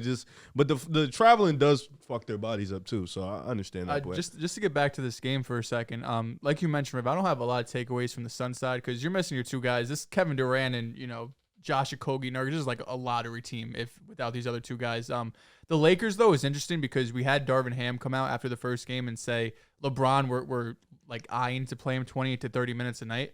And in theory, that works. But when they're going up against top competition like the Nuggets, the Suns, even though they're missing their top two guys, it's going to be hard to keep them that minutes restriction, right? We saw it in that Nuggets game. When you guys made that run in the fourth quarter, it was a lot of LeBron James. Yep. He sits down, and then, they balloon the lead. They go up whatever it was, 10, 12 points. And then the game's kind of out of reach at that point in the fourth quarter.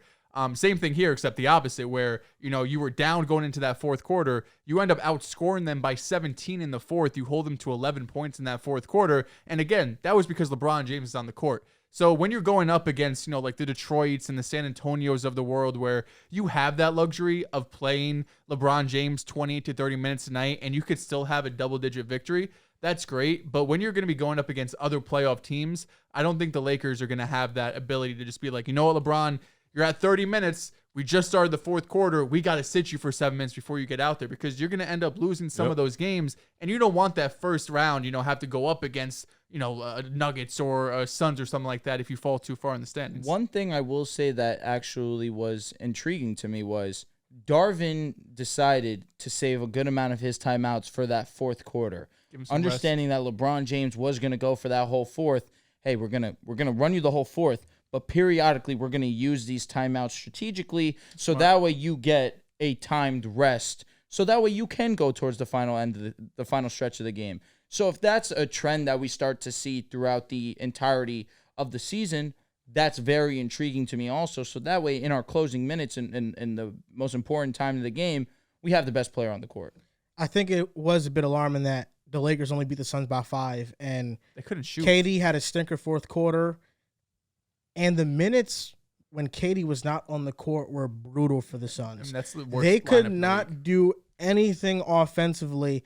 That's when the Lakers would make their runs, and then as soon as KD came back in the game, they would get hot, and then they would come back in it.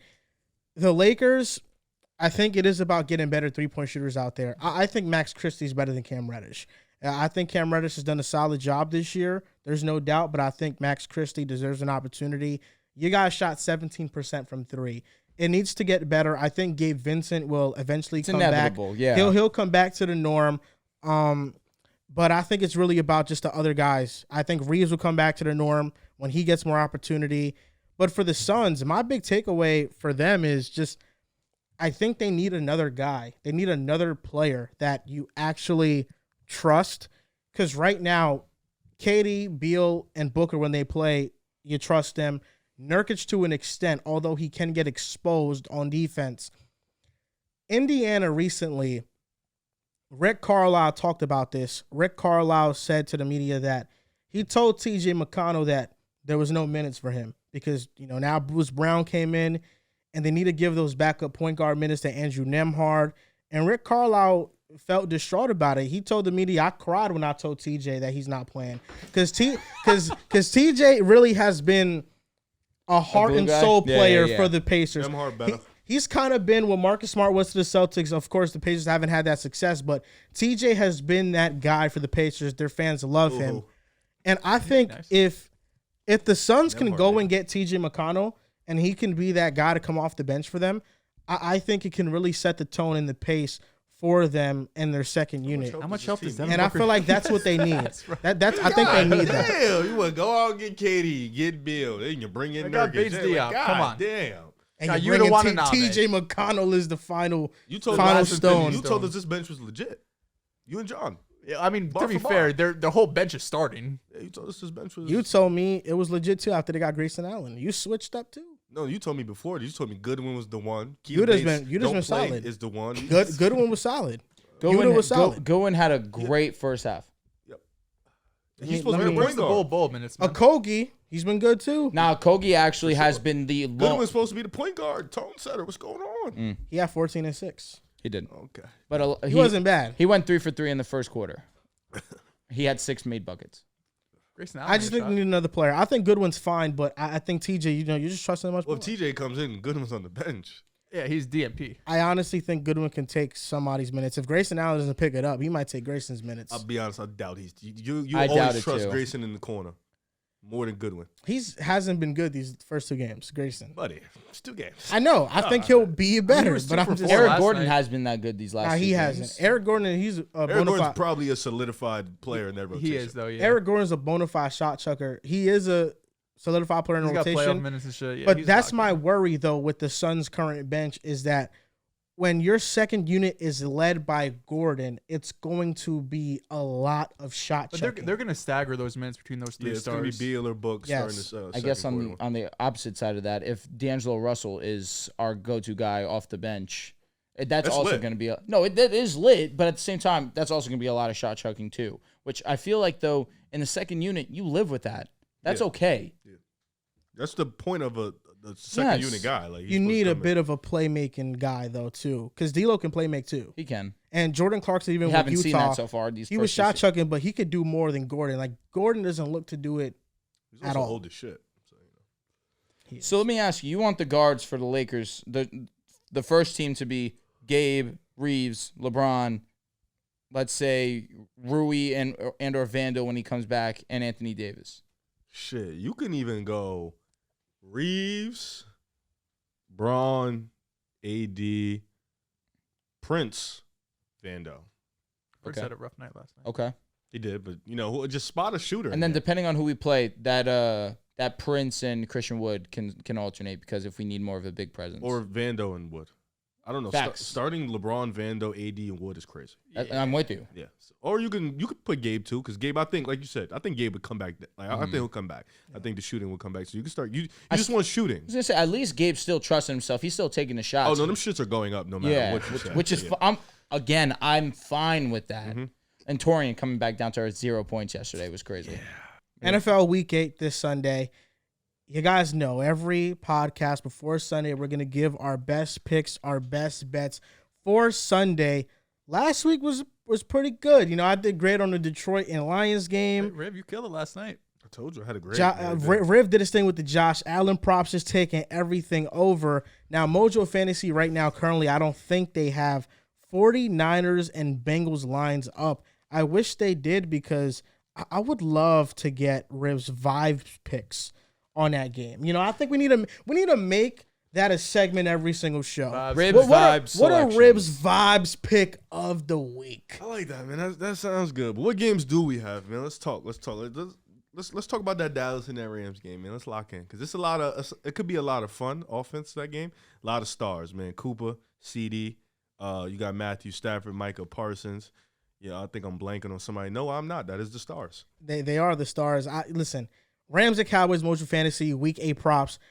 Cowboys off the bye week. I think Tony Pollard has a big-time day.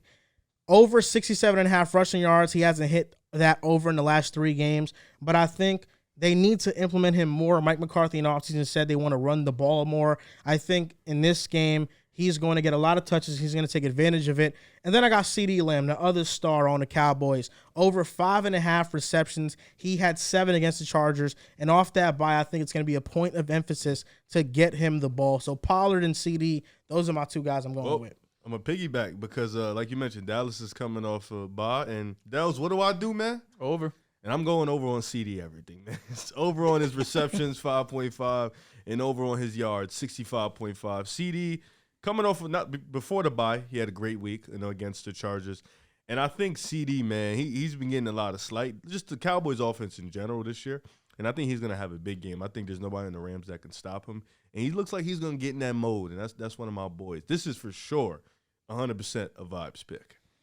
I'm fine with that. CeeDee Lamb, he had his get-right game against the Chargers. Him and Dak Prescott, honestly. And Dak Prescott's line of passing yards, 244.5. That definitely is intriguing to me, and one that I feel as if I think we need to start to see Dak be a little bit more aggressive of pushing the ball downfield. We saw it a little bit versus the Chargers. Definitely, you look at that Jets game, and that's probably his cleanest, most efficient game of the season. But where there was a handful of opportunities with Dallas that you'd think that they would want back, I think for the majority we saw that offense look the second most cohesive that we've seen this season, going up against the Rams secondary. I know Spoon's definitely been a breakout player for them this season, but outside of that, there's no one really that if I'm Dallas, I'm over the top worried about. So I'm going over on Dak Prescott's passing yards, and then over on Cooper Kupp's receiving. I'm torn between the receptions and the receiving yards. Receiving yards, 84.5. I just think with last week, the way that we saw Cooper Kupp limited the most that I've seen in the last 2 years.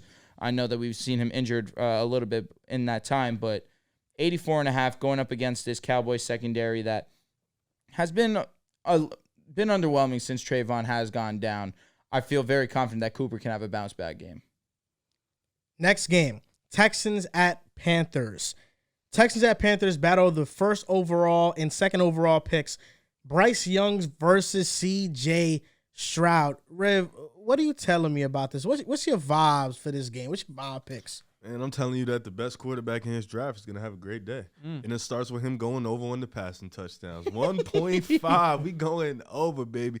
C.J. Stroud has been one of the best quarterbacks in this league. Obviously, he's not up there yet. He's a rookie. You're going to have to see how he adjusts. But so far, up until this point, he's been playing like one of the best quarterbacks in the league. He has caught everybody off guard. He has been elite for this team. And Houston has been really good. And I think that's something you want to see. And then the Panthers have been one of the worst teams in this league. Bryce has been a little bit slow to start. And I think C.J. Stroud can have a big day. So I'm going over on his passing touchdowns, 1.5. And Mr. Dalton Schultz, who's hit this line 4 times well done. out of 6. The last 3 games he's hit this line. He's been a bit of a safety blanket for CJ. Over 31.5 receiving yards. I know where I'm going. It's never under in my life. I'm going over. Dalton Schultz, anytime touchdowns. He scored a touchdown in 3 straight weeks. Let's make it 4. My big line of the week is going to be Damian Pierce, 56.5 rushing, going up against Carolina, one of the worst rush defenses in the National Football League. Honestly, any matchup I see versus Carolina, that running back is going to be one of those that I'm looking at that I want to put some splash on. And Damian Pierce at 56.5, he should hit that one. I'm going to go with Riv on this one. I got the quarterback that's better having a better day. And we also have to recognize that he's in a better situation. Don't want to get too, above in the negative energy. I'm Ted Lasso today, so I'm very positive. C.J. Stroud over 217.5 passing yards. I'm going to go under Bryce Young, 232.5 passing yards. And you know what? I feel like this wide receiver has had a bit of a fluky start to the season. And I think he comes back down to earth, and it starts with this game. That's Adam Thielen. I'm going under on his receiving yards at 66.5. He doesn't watch the fantasy reaction, and it's showing me. Thielen's been eating. You caught him? No, he's done. Steven Nelson is one of them ones. I need it to be understood that Adam Thielen is going to get force fed. He's the only one that gets the ball. He's the only person on that team that does anything positive as a skill position. Thielen is a garbage time stats. Hey, listen, they're going to be in garbage time. What if I told you guys that you had the opportunity this weekend to place 4 picks on the first touchdown score across 4 games, and you could win $10,000 if you got all of them right? I wouldn't fucking believe you if my life depended on it. Mojo Fantasy got that available. You're kidding. Mojo Fantasy is the only DFS app that has this contest. You predict the first touchdown score across 4 contests. So now, Drew, do you got any first touchdown scores that you going with? Here's the thing. Last week, I felt uber confident that Jalen Waddle would be that guy to get into the end zone. Going up against the Eagles, he had the back injury. It was unfortunate that was the case, that he's just been in and out of the lineup. However, going up against New England, I think the game plan is going to be obvious if I am New England. Do everything in my power to limit Tyreek Hill. And the first time they matched up, they were probably the only team to really, quote-unquote, limit Tyreek the way that they did, but he still got into the end zone. I'm going back to my pick last week. I believe Jalen Waddle is the first touchdown in this game. They need to get him going in this offense, and I understand that he's been banged up a little bit, but he's ready. He's full go. I'm anticipating him to get into the end zone first. Who are 3 more you're going with? I'm going with Damian Pierce versus Carolina. That matchup is way too juicy, and all they need to do is just get near the vicinity of the red zone. I think that they can hand the ball off to a Damian Pierce and get there Two other ones. I'm going to go with Calvin Ridley versus the Steelers. It might have to be a point of emphasis to get him going. I'm a big fan of Joey Porter and what he's been able to do so far this season, but I think that with moving Calvin Ridley around, I anticipate that Calvin can be a touchdown scorer and will be the first touchdown scorer in that game. And number 4, the last touchdown that I'm going to go with, I'm going to go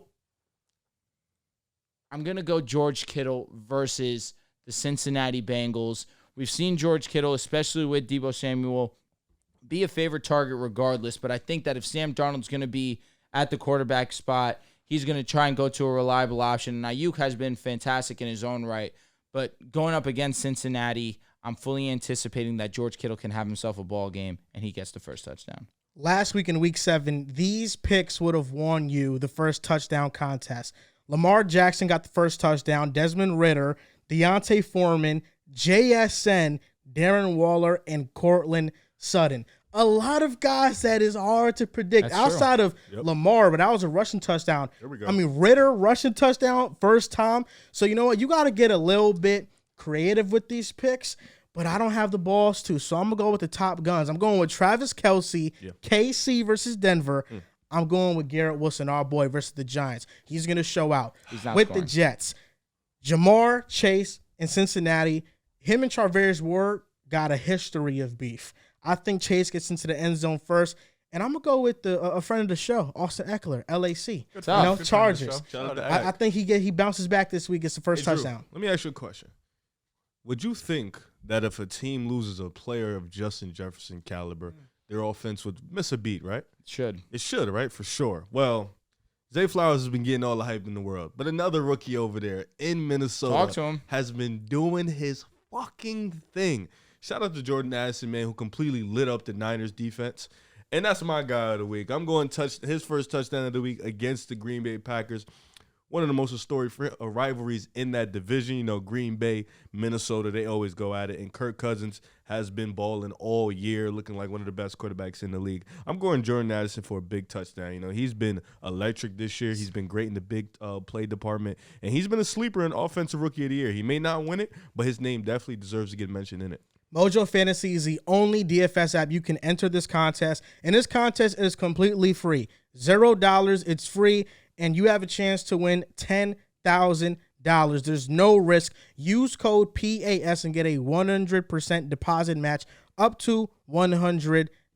Shout out to Mojo Fantasy. I'm looking at the 2023 NFL draft listing, and just, are we panicking right now? Are we panicking on the Chargers? Tell me if you're panicking, because the Seahawks with the 20th pick in this past draft selected JSN. The Chargers selected Quentin Johnson. The next 2 picks, Zay Flowers to the Ravens and Jordan Addison to the Vikings. Should the Chargers be panicking right now, because it's looking like they selected the worst wide receiver of the 3 in the first round? Absolutely, they should be panicking. Zay Flowers and Jordan Addison, I mean, they hit the ground running damn near. Jordan Addison has been great for them. Yeah, they look fantastic. It's just, there's just not a lot of comps out there that you draft a rookie in the first round. You have a quarterback of Justin Herbert's caliber too, and they struggled this mightily through 7-8 weeks of the season, and they just, pick it up in the second half, and everything is, everything is good after that. Right now you have Mike Williams went out, right? He's done for the season. Josh Palmer is now injured too. It looks like he's going to miss on Sunday. Quentin Johnson, he's had the opportunity before once Mike went out. It's like, this is the perfect role. You're basically brought in to more or less replace Mike at some point once they move on from him, and he hasn't been able to do that. He has all the opportunity to. Like, Jordan Addison had multiple guys in front of him, right? And he had TJ Hawkinson and Justin Jefferson. He was still getting his. Zay Flowers, probably not as much competition. It was just Mark Andrews who did end up missing that first week. But you still see, you have to earn targets in the NFL. You have to be a good player to get the ball thrown to you. You just don't luck into 15 targets or 10 targets weekly. You need to be a good player to get those targets. And Quentin Johnson isn't even getting targeted, right? Like, screw the catches, the yards. Like, he's not even getting looked at by Justin Herbert. Justin Herbert does not have his trust right now. So if I'm a Chargers fan and I'm seeing what Zay Flowers is doing, what I'm seeing what Jordan Addison is doing, and JSN got off to a bit of a slow start, but we saw last weekend against Arizona, he had a good game, around 60 yards and a touchdown. So right now, Quentin Johnson, it's not looking good for him, unfortunately. You're talking about just rookies, but even guys who have like just recently got on teams or has been, behind so many guys like Khalil Shakir, Demario Douglas from New England. Like when you have your opportunity, it is up to you to make the most of it. And Quentin has not made the most of his opportunities. He has not put himself in better positions to get more opportunities. And you mentioned it. Mike Williams is out. They lost Joshua Palmer's out. And you still have yet to show anything. Like Zay Flowers has been amazing. Jordan Addison was amazing when Jettis was there. And he's even more amazing. Even like it's just insane to me. Like JSN is starting to figure it out. It took him some time. And even then, he had DK and Tyler Lockett in front of him. So like he's still starting to figure it out. The clock is ticking for Quentin, man. I know it's just his rookie year, but listen, they can get another receiver next year. There's new receivers coming in that are better than the ones we have. Because that receiver position gets better and better and better. So the clock is ticking for my boy. It's still early, but it hasn't been great. Hasn't been great so far, not even a little bit. Even JSN, who had been quiet over these first few weeks of the season, we've seen in the last two finally get incorporated into this Seahawks offense. And so for Quinn to, like Joel said, not even getting any type of look, any type of opportunity, it's concerning, especially once Mike Will did go down. You thought that with that would be the emergence of Quinn. But Josh Palmer has his hands well around the wide receiver 2 position right now. Herbert and him have had a connection over these last couple of seasons, so that was to be expected. But you're a first-round pick. For you not to be getting any type of opportunity, that is worrisome. It has to be. So, again, I like to give the young guys the benefit of the doubt. Although I want you to show me something, you still have time. We're going into Week 8 of the NFL season. We saw Amon-Ra from Week 10 on, his rookie season, be one of the best receivers in the game. So, again, there's still time for them for him to grow into that role. But listen, you have to temper expectations at this point in time. In the first round, I mentioned the wide receivers, but 2 picks after Addison at pick 25, the Bills selected Dalton Kincaid. Mm-hmm. And now he's starting to do his thing and have a role in his offense. I mean, we're talking about the Chargers. They missed out on Zay, Addison, Kincaid. In the second round, Laporta, Michael Mayer. They missed on a lot of good pass catches, and even the receivers. Jonathan Mingo hasn't done much to this point. But Rasheed Rice, Jaden Reed in the second round. These are guys that are contributing more. Puka was a 5th-round pick. Yeah, Marvin Mims in the second round. Another one, too, honestly. Deontay Banks, you could have definitely added some help to your secondary, too. He's been awesome so far his rookie season.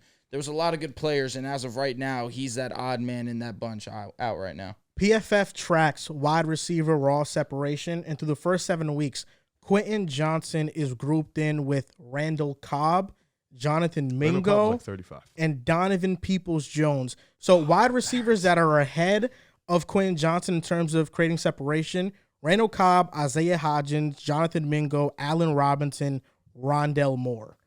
It's not a great group to be in. I know the opportunity has been limited, but being 5'9" and not be able to separate. What are you doing? Yeah, what are you? Because you can't jump over anybody. Yeah, he's a gadget guy. I was gonna say he's probably getting a lot of screens. You know what I mean? Like design plays. Run a route. Let me see how far you can get separation. He's fast. Yeah. We mentioned earlier about Dame's debut with the Bucks. They faced the Sixers. We didn't mention that the Sixers played pretty well in that game without James Harden, who is their second best player. Maybe 3rd. There was a report that came out that the Sixers security refused to let James Harden board the flight on their road trip. They wanted him to stay back to take some conditioning tests. And Harden kind of called their bluff. He didn't think they were serious. He was like, you know what? I'm going to try to get on this team flight. And they refused to let him on. Then we have reports coming out that said the Clippers were willing to trade Terrence Mann for Jrue Holiday, but they weren't willing to trade him for James Harden. They're not willing to trade him for James Harden. And the Bulls now might enter the conversation for Harden. Maybe there's a swap there with Levine, and I say that because maybe this is the Bulls' idea of a soft rebuild. You trade for a guy like Harden, Levine goes, you don't have that contract, and now you're not really tied to anybody long-term, and you see what you get. Levine in funny as Philly, shit. you never know. Yeah, you're funny as shit if you think that's what's going on. Levine goes to Philly.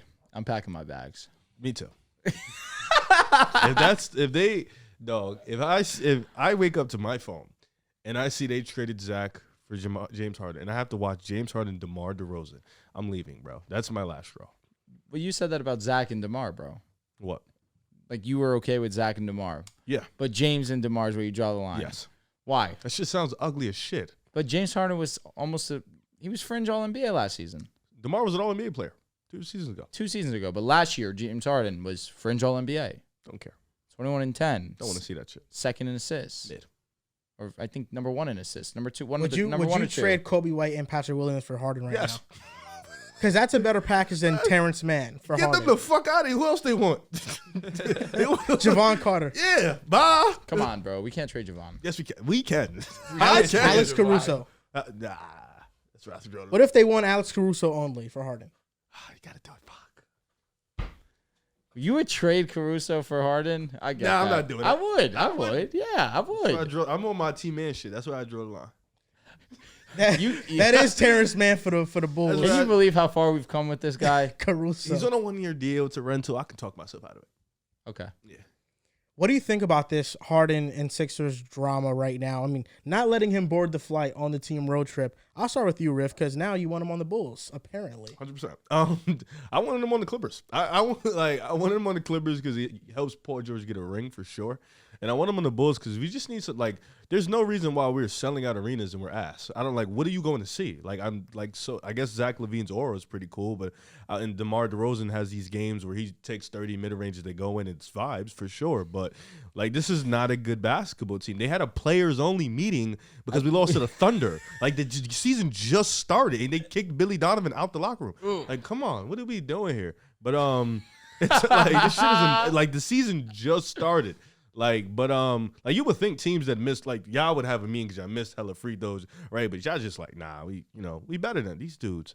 But I think just the lack of trust is gone in Philly. Like, the lack of trust, the lack of respect, the ethic value for each other. Like, it's just James Harden and Morey are done. Like, they are completely done with each other. And now that they're completely done with each other, Morey does not have to show any life of respect to James Harden, and that's vice versa. I respect James Harden for wanting to at least go sit with his teammates, because he is showing that it's not a them problem. It's not a teammate. Like, he loves his teammates. It's not them. That's not the issue. He would play with these guys if Morey was a man of his word. He would be playing with these guys right now. So I don't blame Harden. I respect Harden for that. As for Morey, like, dude, you making it like this looks bad on you because you might not ever get a star again if they see the way you're treating your star right now. You know what I'm saying? Like, this could affect you in the long run.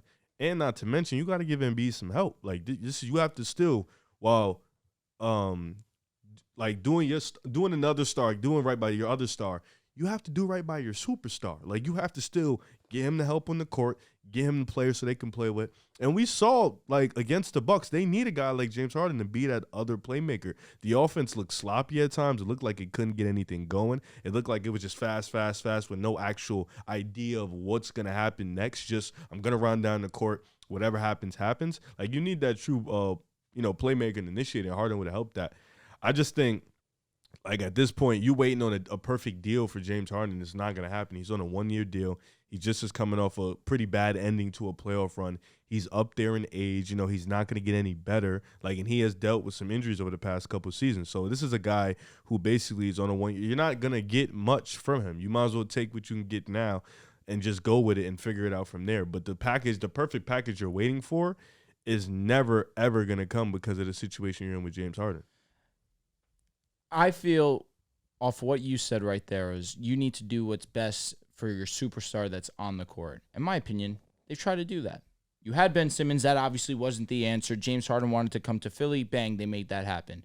The one mistake that you could say that walk. Simmons over, yeah. It's Jimmy Butler. That was Brett Brown. Correct. Jimmy. Jimmy Butler, you traded for him. That was an amazing move. You stacked the deck. You have an elite 5 out there. You go and you lose to Toronto, a team that would go on to win the championship, and you don't throw Jimmy an offer. That is irresponsible. But outside of that, I feel as if they've done their best with what they've had. Oh, you didn't like Doc? Okay, let's go and get you Nick Nurse.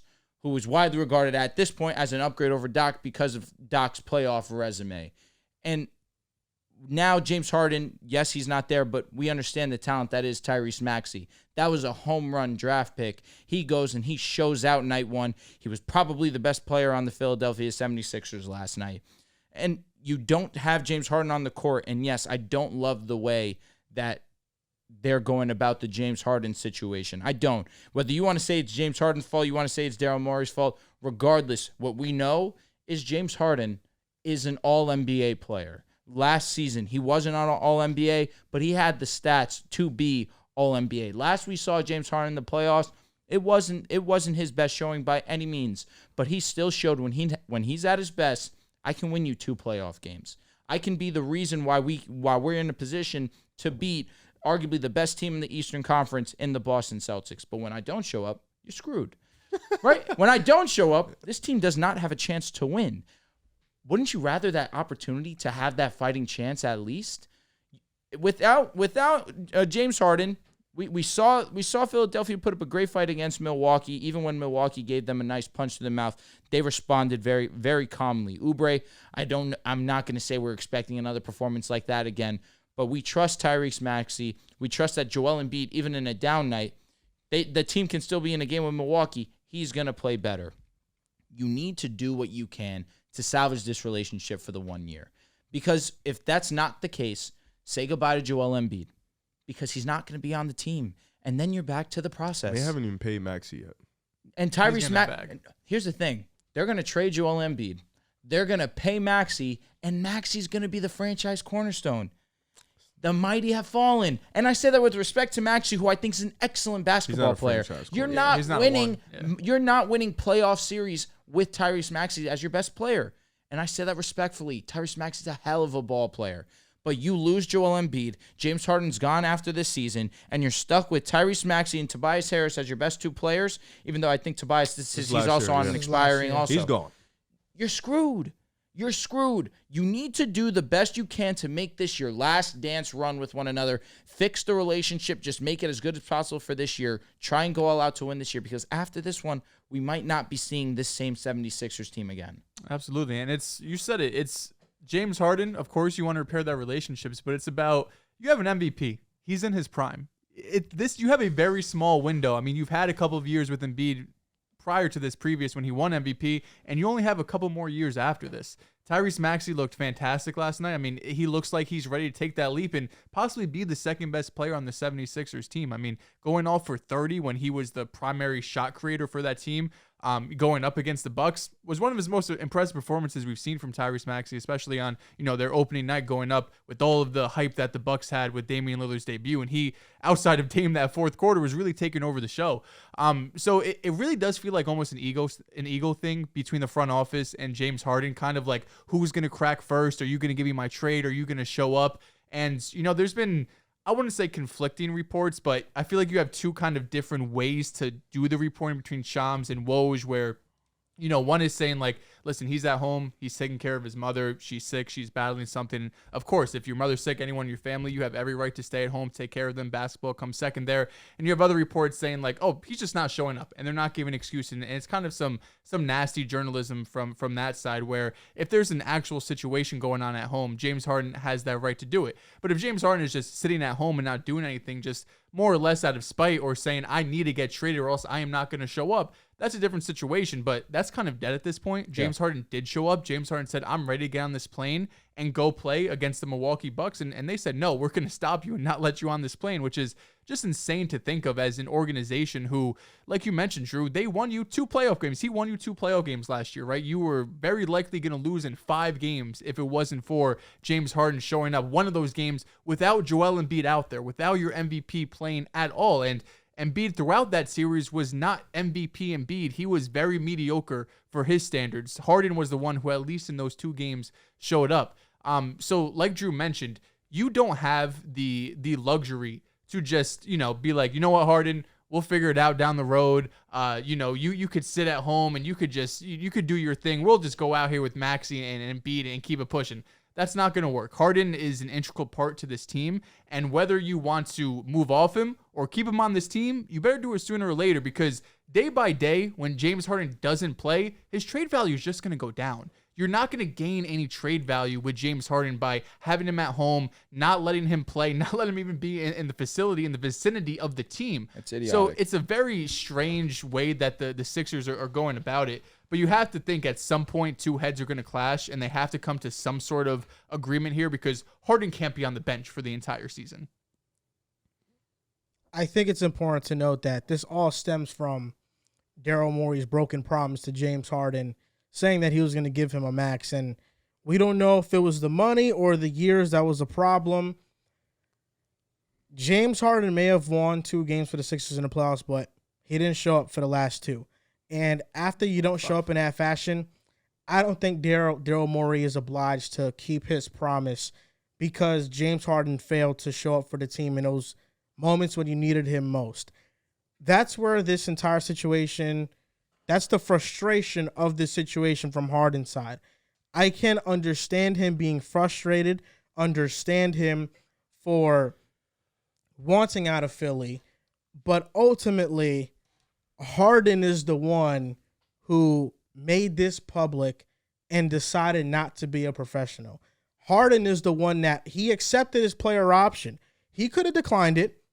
He had the freedom to decline his option and say, you know what, I'll take a pay cut like Russell Westbrook just took a pay cut to pay with the Clippers if you really want to be on that team. If money's not that important to you and you really just want to win a championship, he could have went wherever he wanted. He could have been a free agent right now, and he could have picked his team, handpicked his team. He accepted the option. Daryl Morey right now does not want to accept the trade, because the Clippers aren't even willing to give them Terrence freaking Mann, who's a backup role player for James Harden. Daryl Morey is somebody that Daryl Morey was patient with the Ben Simmons fiasco, and that ultimately netted them James Harden. There was a point in time where people were saying Daryl Morey should trade Ben Simmons for Malcolm Brogdon in the first. Morey stayed patient. He knew a team was going to get desperate. The Nets got desperate to move Harden. Given how Harden's tenure has ended with the Nets, has ended with the Rockets, I cannot give him the benefit of the doubt in this situation. He decided to call out for a trade. He was in the middle of his camp. He was in China. The camp was about the kids. He made that shit about himself by requesting a trade on camera in front of everybody. And what good did that do? You can't blame the Sixers for thinking he's now a distraction. And ultimately, the compromise is going to be Harden playing for this team, because the Sixers own his rights. If he doesn't show up, then he cannot be a free agent after this season. He has to play. But even then, I think this relationship is fractured, and I'm disappointed in how James Harden has handled the situation. Daryl Morey deserves so much blame in this. He does. He's the one who started it. So then why are we being critical on Harden? Because Harden is still getting paid $37 million a year. Harden is still making millions of dollars to play a sport. What Daryl Morey did has nothing to do with. But Harden was ready to go on the plane and be with the team. The Sixers wanted him to stay back and do some conditioning. That's what they wanted. He was going to be fine for the home opener. It's not like the Sixers are icing Harden out and saying, we don't want you with the team at all. They're just saying for the road trip, for this one, you're going to stay back. That's it. Daryl Morey, what he did, he deserves criticism. But James Harden, let's not act like he was voluntarily going to training camp. He showed up when he absolutely had to show up, or else he wouldn't get his money. That's when he showed up. He didn't show up at the start. He missed the majority of it. You let Joel Embiid down. You let Tyrese Maxey down. You let Tobias down. PJ Tucker and James Harden are brothers. You let him down. At some point, it's about being there for your teammates, being there for your new coach, you could give a damn about Daryl Morey. This is James Harden's career. He's supposed to steer it in the direction that he wants it to go in. He's supposed to save his own reputation. He tried. He did not save his reputation by being public with his trade request and not showing up to training camp until he absolutely had to. He's the one who's prolonged this situation. I have issue with this. And you know what? You could put this in your claim of being the most unbiased analysis. That's fine. When are you going to ride for something, dude? Ride for what? When are you gonna ride for? What do you mean? Like the fact that you're turning your back on Harden in this situation when very easily Daryl Morey said, "Listen, accept your option. Accept your option. We want you here for the long term." He accepted his option. I don't disagree with you, right? Yeah, hey, well, you didn't have to. You didn't have to. But no, he thought that Morey was a man of his word. They had a relationship before. Exactly. He accepted his option, anticipating that he would get the long-term contract. Morey played him. And so what? Am I supposed to be upset at another man for wanting his money? No. That can't be. Now listen, if you want to say criticism in terms of Harden, for lack of a better term, disappointing when you needed him the most, that's a different conversation. But when it comes to money, you can't blame another man for wanting his. Well, you have your timeline wrong. This happens a lot in the NBA. Though. James Harden had an option the past 2 seasons. Last year, he took a $15 million pay cut. Was that in benefit to the Sixers? Yes. Okay. But he took that pay cut. Why? So they can go out and sign P.J. Tucker. So they can bring in Daniel House. Really, it was P.J. Tucker. So now let's talk about this offseason where he had a chance to leave. This offseason, Daryl Morey did not go to James Harden this offseason and say, I want you to be here long term. That did not happen. So then why did he accept his option? He accepted the option because James Harden was under the assumption he would be traded. Oh, I don't think that's what it was. There was a promise that Daryl Morey made to James Harden that made him accept his offer. He believed in his word. The promise was made last year. Daryl Morey said, if you take this pay cut next year, you're going to get max dollars. That was the promise.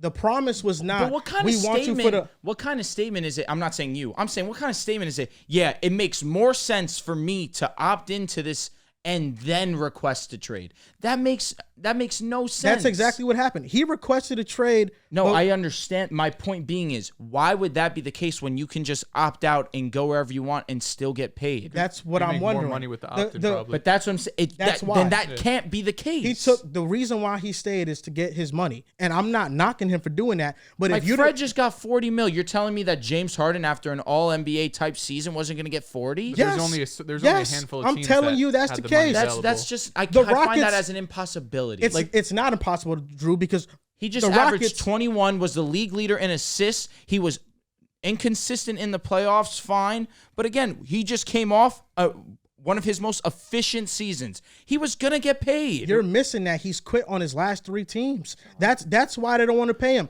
Quit on Philadelphia? How?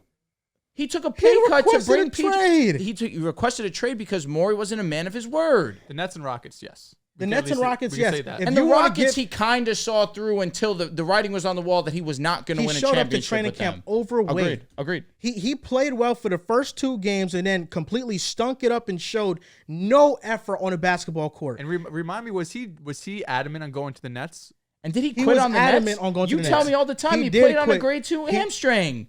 He quit on the Nets because he requested a trade. If Harden does not request a trade with the Nets, I sincerely believe KD, Kyrie, and Harden are still on the Nets right now. I think the reason why they ultimately blew up started with him. That's not true because they didn't want to pay Kyrie. Kyrie was the one that broke up that duo. Well, Harden requested the trade first. No, I understand that he was gone, but the duo staying exactly that was completely different from Kyrie and KD. Kyrie requested a trade because they were not going to sign him long term. Harden requested a trade because Kyrie Irving didn't play because of the vaccine in home games that year. And Kevin Durant had gotten injured. With KD, they were winning games. When KD went out, James Harden had to carry the team. And then he realized KD's hurt. Kyrie's not playing. I don't want to be a part of this situation. He quit on it early. Yes, he did. So when the report, when Harden first opted into his option this offseason, the report, whether it was from Shams or Woj, it clearly stated James Harden opted in with the expectation he's going to be traded. Yeah, that was a I report. found it because at first, James Harden said after the loss against the Boston, there was no communication. Like Morey didn't talk to him at all, and then he said they had a conversation and they did not promise him a long-term contract. So he was like, "All right, I'm gonna opt in and you just trade me." That's how it went because he wanted a long-term contract. He wanted to stay with Philly. Morey was like, "No," so he opted in with his contract so he can be traded because he didn't want to opt out and then go to a bad team because there was no teams with real money. It's just not the Sixers that view Harden like this. The Clippers, they're willing to trade Terrence Mann for They Drew. put a team in for Drew Holiday. They're not willing to trade Terrence Mann for makes James sense. Harden. And you know what? After watching the Clippers opener, I know it was against the Blazers. After watching their opener, after watching Russ with the Clippers and Russ what he did in the playoffs when Kawhi and Paul George were not out there, I think it would be a slap in the face for the Clippers to trade for James Harden. They should allow Russell Westbrook to run this team. He has deserved the shot to run this team. He looks the happiest he's been since being in LA. For sure. And bringing in Harden, I understand they're friends. It gives them a better chance. But ultimately, the reason why the Clippers shouldn't be in the mix for a big-time move is because Kawhi and PG are supposed to be your big-time stars. But it's just the uncertainty around their injuries is why they feel like they need to make a move. Is that not a contradiction, though? Like, you said it would be a slap in the face, but Morey just did a slap in the face to James Harden. No. I know. Morey, what he did is not right. I'm not justifying what Morey did. And they don't have no real loyalty to Westbrook. But I'm saying the Clippers, it would be a slap in the face to trade for Harden because Westbrook has been loyal to them. Westbrook took a huge pay cut to be with his team. No, I don't think so. I think there was if there was no contracts out for Harden, there wasn't no contracts out there that was for Westbrook. Westbrook got like $5 I would mil. say he got a nothing. He got contract. nothing. So I'm bro. saying, but it wasn't gonna be no big money deal either out there. Like he wasn't gonna get no big money for For Harden. No, he Harden, wasn't. For For either Westbrook one. either. yeah. I agree with you. And I think like the Clippers. Am I tweaking for thinking that Harden was great in the regular season? No, you're No, not. You're So not. It's the more the playoffs. The problem. Harden, the production, he's worth that money. There's no doubt. It's all the optics of Harden and what he comes with as a player. That's the reason why teams don't want him. Mm-hmm. The Houston Rockets, Ime Udoka came out and said, "We don't want Harden." His hometown, the team that he built his Put him on the legacy on. map. Mhm. Ime said, they wanted Fred. They wanted a culture setter instead of Harden. Makes sense. Young Harden used Houston as a leveraging situation all season long last year. There were multiple reports that came out sporadically throughout the season. Harden wants to go back to Houston. Harden's on to return to Houston. Those came out because Harden was putting out there, Philly, Houston wants me back and they want to pay me big time money, so you guys have to match that. Daryl Morey called the bluff and said, I don't think they want you. That's why I'm not going to offer you that. Is Morey ultimately in the wrong? Yes, because he made a promise to Harden that I do believe was made, and he should stick by it given their history. But I am upset at how Harden has handled this situation because I feel like you're still getting paid. Maxey's right now, he's not playing on an extension. He's playing out there. He's doing his thing. Harden's still getting paid $37 million. Show up for your teammates, show up for your new coach, and rebuild your reputation. Because right now, Harden is losing more in this situation than the Sixers are. Yeah, I mean, he did try to show up. I read the report. He did try to play in the final preseason game against the Hawks. You know, he has been working out nonstop, so he is still in basketball shape. He like we said before, he tried to come on a trip with them. So but that's why I just don't know why he's getting heat in this situation. I do think Philly loses more because inevitably you'll lose Joel Embiid, and I think that right And there Cerebral. is you're not just gonna lose Harden.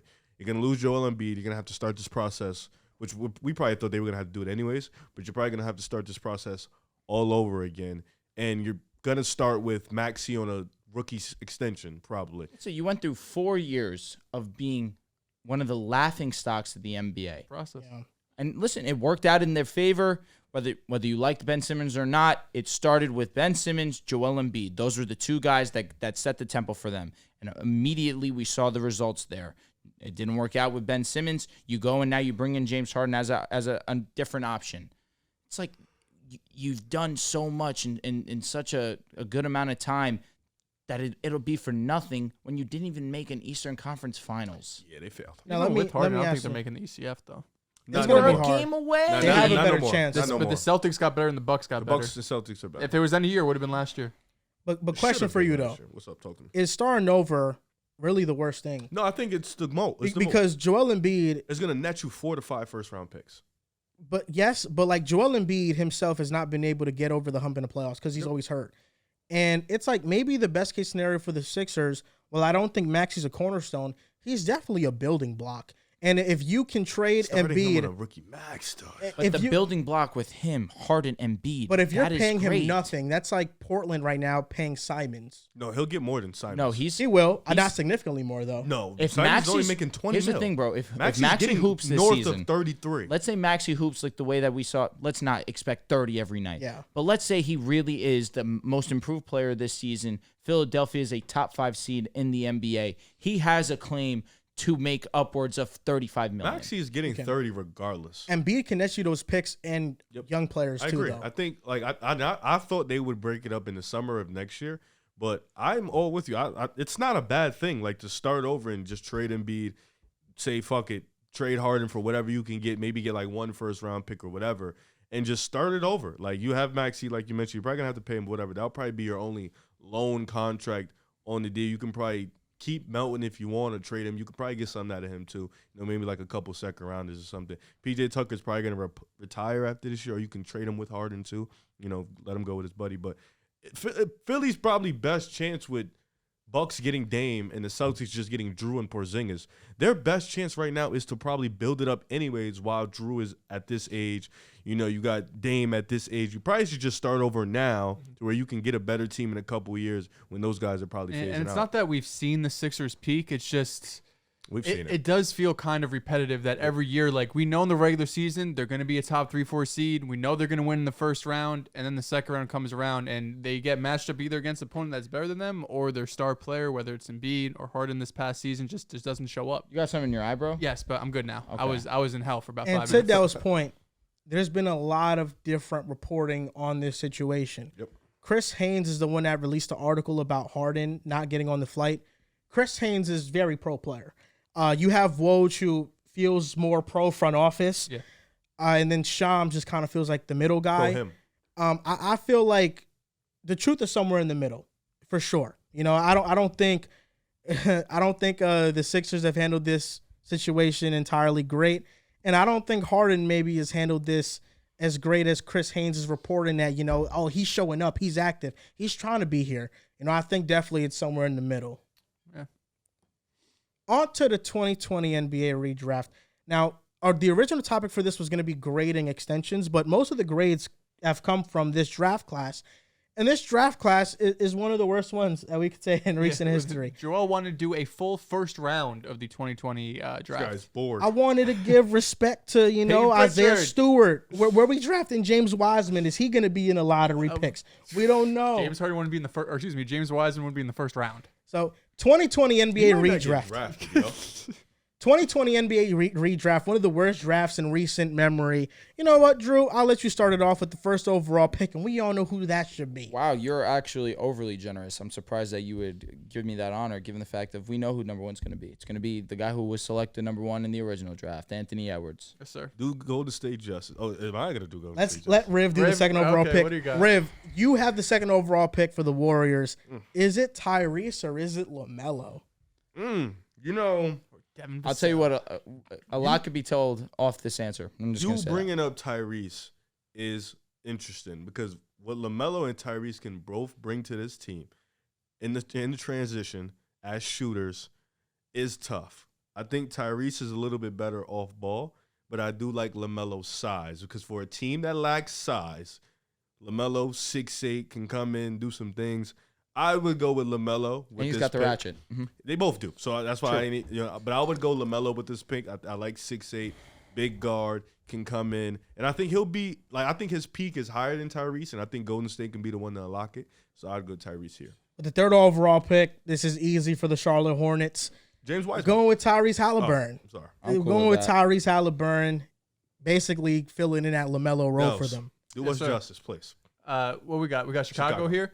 There's definitely a drop off after the top I'm three, screaming. and then there's like another group of players, like probably like 2 or 3. But I would take Tyrese Maxey here at 4. Okay. We're here. I would love take that Tyrese. fucking pick. All right. I'll tell you what. For Zach and 5 Tyrese. for Cleveland, they need a wing. It's going to be Jaden McDaniels. At the time, though, they didn't have Mitchell. Does that change your mind at all? I would have took Devin Vassell. Vassell definitely was number 2 on my list, but I think with Jaden, That's cool, you too. get all NBA defense. He still can knock down a Not shot. a bad pick. I love Jaden here. I like that a lot. He adds for the perfect fit of the defensive scheme or the defensive presence that Cleveland has. And this one- Vassell was number 2 on my thought process. And this pick is tough because they just picked DeAndre Hunter. Cameron Reddish probably just got traded at this point. Clint's there. So I'm going to go Devin Vassell here, regardless. You're not going to wow. stay on Yeka. No, I'm going to go Devin Vassell. At this point, I'm thinking, I mean, me personally, Oh, hell no. Onyeka's not here. I would have traded What Clint. other big is there? They had Clint. Wait, so you're going with Vassell over Desmond Bain? Oh, I forgot. Bain was the 30th pick. I'm yeah. sorry. We're Traded going him. Bain. Thank you. I forgot he was in his draft. So Desmond Bain here. Oh, no. Wait. Stop. It's between Bain and Vassell. Trey and Bain? That's deadly. It is, but it's small. Now, Trey and Vassell and Hunter. But the thing is, they run Ja. Well, Ja obviously is taller than, he compliments. and he's super athletic. He can jump out the gym. I'll go Trey and Bain though. That shooting. Yeah, is definitely nuts. Onyeka And- yeah. makes no sense. No, I wasn't going apologize. Onyeka at Yeah, all. mhm. I'll go Trey and Bain. I'll go Trey and Bain for sure. With the 7th overall pick, Yeah, Bain was right in my face. the Pistons selected a point guard. In the original draft, they selected Killian Hayes. He's also not getting drafted if we did it again. I am going to go with a point guard, but I'm going to go with the Knicks point guard, Emmanuel Quickley, at the 7th overall pick. Give them a franchise guy. Emmanuel Quickley is quietly one of the best defenders at the guard position. He was 6th man of the year runner-up. Franchise guy. I think he can definitely average 20 points per game and So wait, 6, 7 Vassell's assists. still on the board? Or Vassell is still on the board. Dehls is next. You think Quickly's a franchise guy? I think if he was drafted by the Pistons, he'll be one of those guys. Okay, they'll be the first. They'll have the first pick again. No, they will not. Yes, they You're sleeping on Quickly. Quickly's a good player. Quickly, if he gets his Franchise situation, guy's he's going to nuts. thrive. Franchise guy was a little nuts. He's a building block. All right, we're He's a here. building block. I respect that. Building Yeah, block, we're we're getting here. there. Yeah, Hey, franchise best guy six was man, crazy. one of the best 6 men in the league right now. Sure.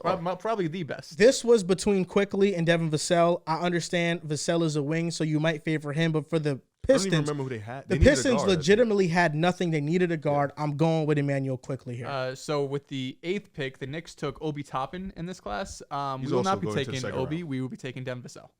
Okay, it's a good pick. I like that. That was always the pick, man. That was always the pick. No, the pick was supposed to be Tyrese Halliburton. Was always It the pick. was. That's the shit that's tragic. All right, so number 9 with Washington, they originally selected Denny Advia. He actually did just get an extension. He might still get picked. He might get picked, honestly. It's between him, Sadiq Bey, Cole Anthony, maybe not so much now. I think I'm going to go with Denny Advia, honestly. He's the best defender available right now at this position. Obviously, Washington likes what he can offer. He's a excellent defender, one of the better perimeter defenders.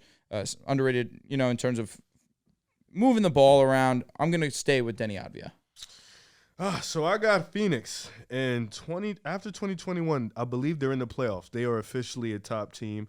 Jalen Smith is not the pick. I could have went Josh Green here, but I know Bridges is there. I know Cam Johnson is there. Correct. So I'm gonna go with I'm gonna go Sadiq Bey. Yep. Bring a guy off the Yep. bench. I was thinking Isaiah Stewart, but I like the spacing Sadiq Bey brings you. So I'm gonna go for the shooting. You can bring him off the bench. He can play the small ball 4 if you want him to play. I'll go Sadiq Bey here. For the 11th overall pick, the Spurs in the original draft selected Devin Vassell. What a At win the pick. time, I kind of felt like they needed a big man. So I'm going to go with Onyeka here. I think Onyeka with the 11th overall pick, this is where he gets slotted. If I was the Suns, I would have thought about Onyeka too. Just thinking about it. As for a sure. backup big. That's why they drafted Jalen Smith. So I'm going Onyeka with the 11th I don't pick. want to keep putting Onyeka in as a backup, man. He keeps. I need him as a He starter. needs a man. shine. So who do I got? We got 12th Kings? pick, the Kings. Kings in real life took Tyrese Halliburton. Phenomenal He's selection. sitting right in your face. Who do we have left on the board? So Josh Green, Obi Precious Toppin, Obi Patrick Toppin, Williams. Josh Green is on my short list. Too loud, Uh, man. That's just a question. Sadiq Bey, you did. I Sadiq picked Sadiq Bey Sadiq did did get get picked. taken. Trey Jones is there if you want to go point guard again.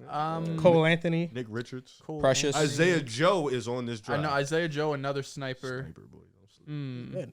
I mean, either way, you're probably going with the shooter here. I'm probably between Cole Anthony's interesting too. So You we're said in, shooter. in this world, we're assuming that they didn't have Tyrese Halliburton, right? No, But they had De'Aaron Fox. They did Fox have was Fox. So good. people always thought the pick So you for do not get Tyrese was Sabonis. redundant. You do not True. get Sabonis, buddy. Sorry. Yeah, no Sabonis. You're fucked here, actually. There's no like obvious picks. Danny Advia. He got picked. He I did took get him. picked. He got picked. Where'd I, you take? By the I Wizards. kept him at Washington. I think I would go with Josh Green here. Oh, you did? I would go with Josh Green here, 12 for the Kings. Why didn't you pick Josh Green first? Uh, For Washington. Denny Avdija is an amazing defender. Yes. Okay. So we didn't think about Obi at the 12th pick with the Kings. Obi's not a lottery pick in this one, but That 2-man game between Fox and Obi. nobody's moved. I'll go with Josh Green. Gonna Please pass. respect Obi. So you took Josh Green. Josh Green just shot 40%. Yeah, you're we're a bastard. We're all passing. Josh Green is good. All right, for the Pelicans, originally they selected Kira Lewis Jr. I'm between Trey Jones. I'm between Cole Anthony. And I'm going to lean Cole Anthony, who was amazing opening night against Houston. Last season, didn't improve in terms of efficiency. This year, it's looking as if off the bench, which is going to be his prime, where he's going to be able to do a lot of his damage, can be efficient in that role. I think Cole Anthony would be a great pick for the Pelicans. All right, it's your time, Riv. Your guy's still on the board. 14th pick, the Magic. Who the hell is my guy? Patrick Williams. No, 14th Celtics- pick is Celtics the at Celtics. 14. Actually, I'm thinking. It was? Yeah. I thought the Magic had that. No, 'cause Celtics is four. They had picked Aaron Nesmith. Yeah, Neesmith. oh, for real? Yeah. Wow. I think.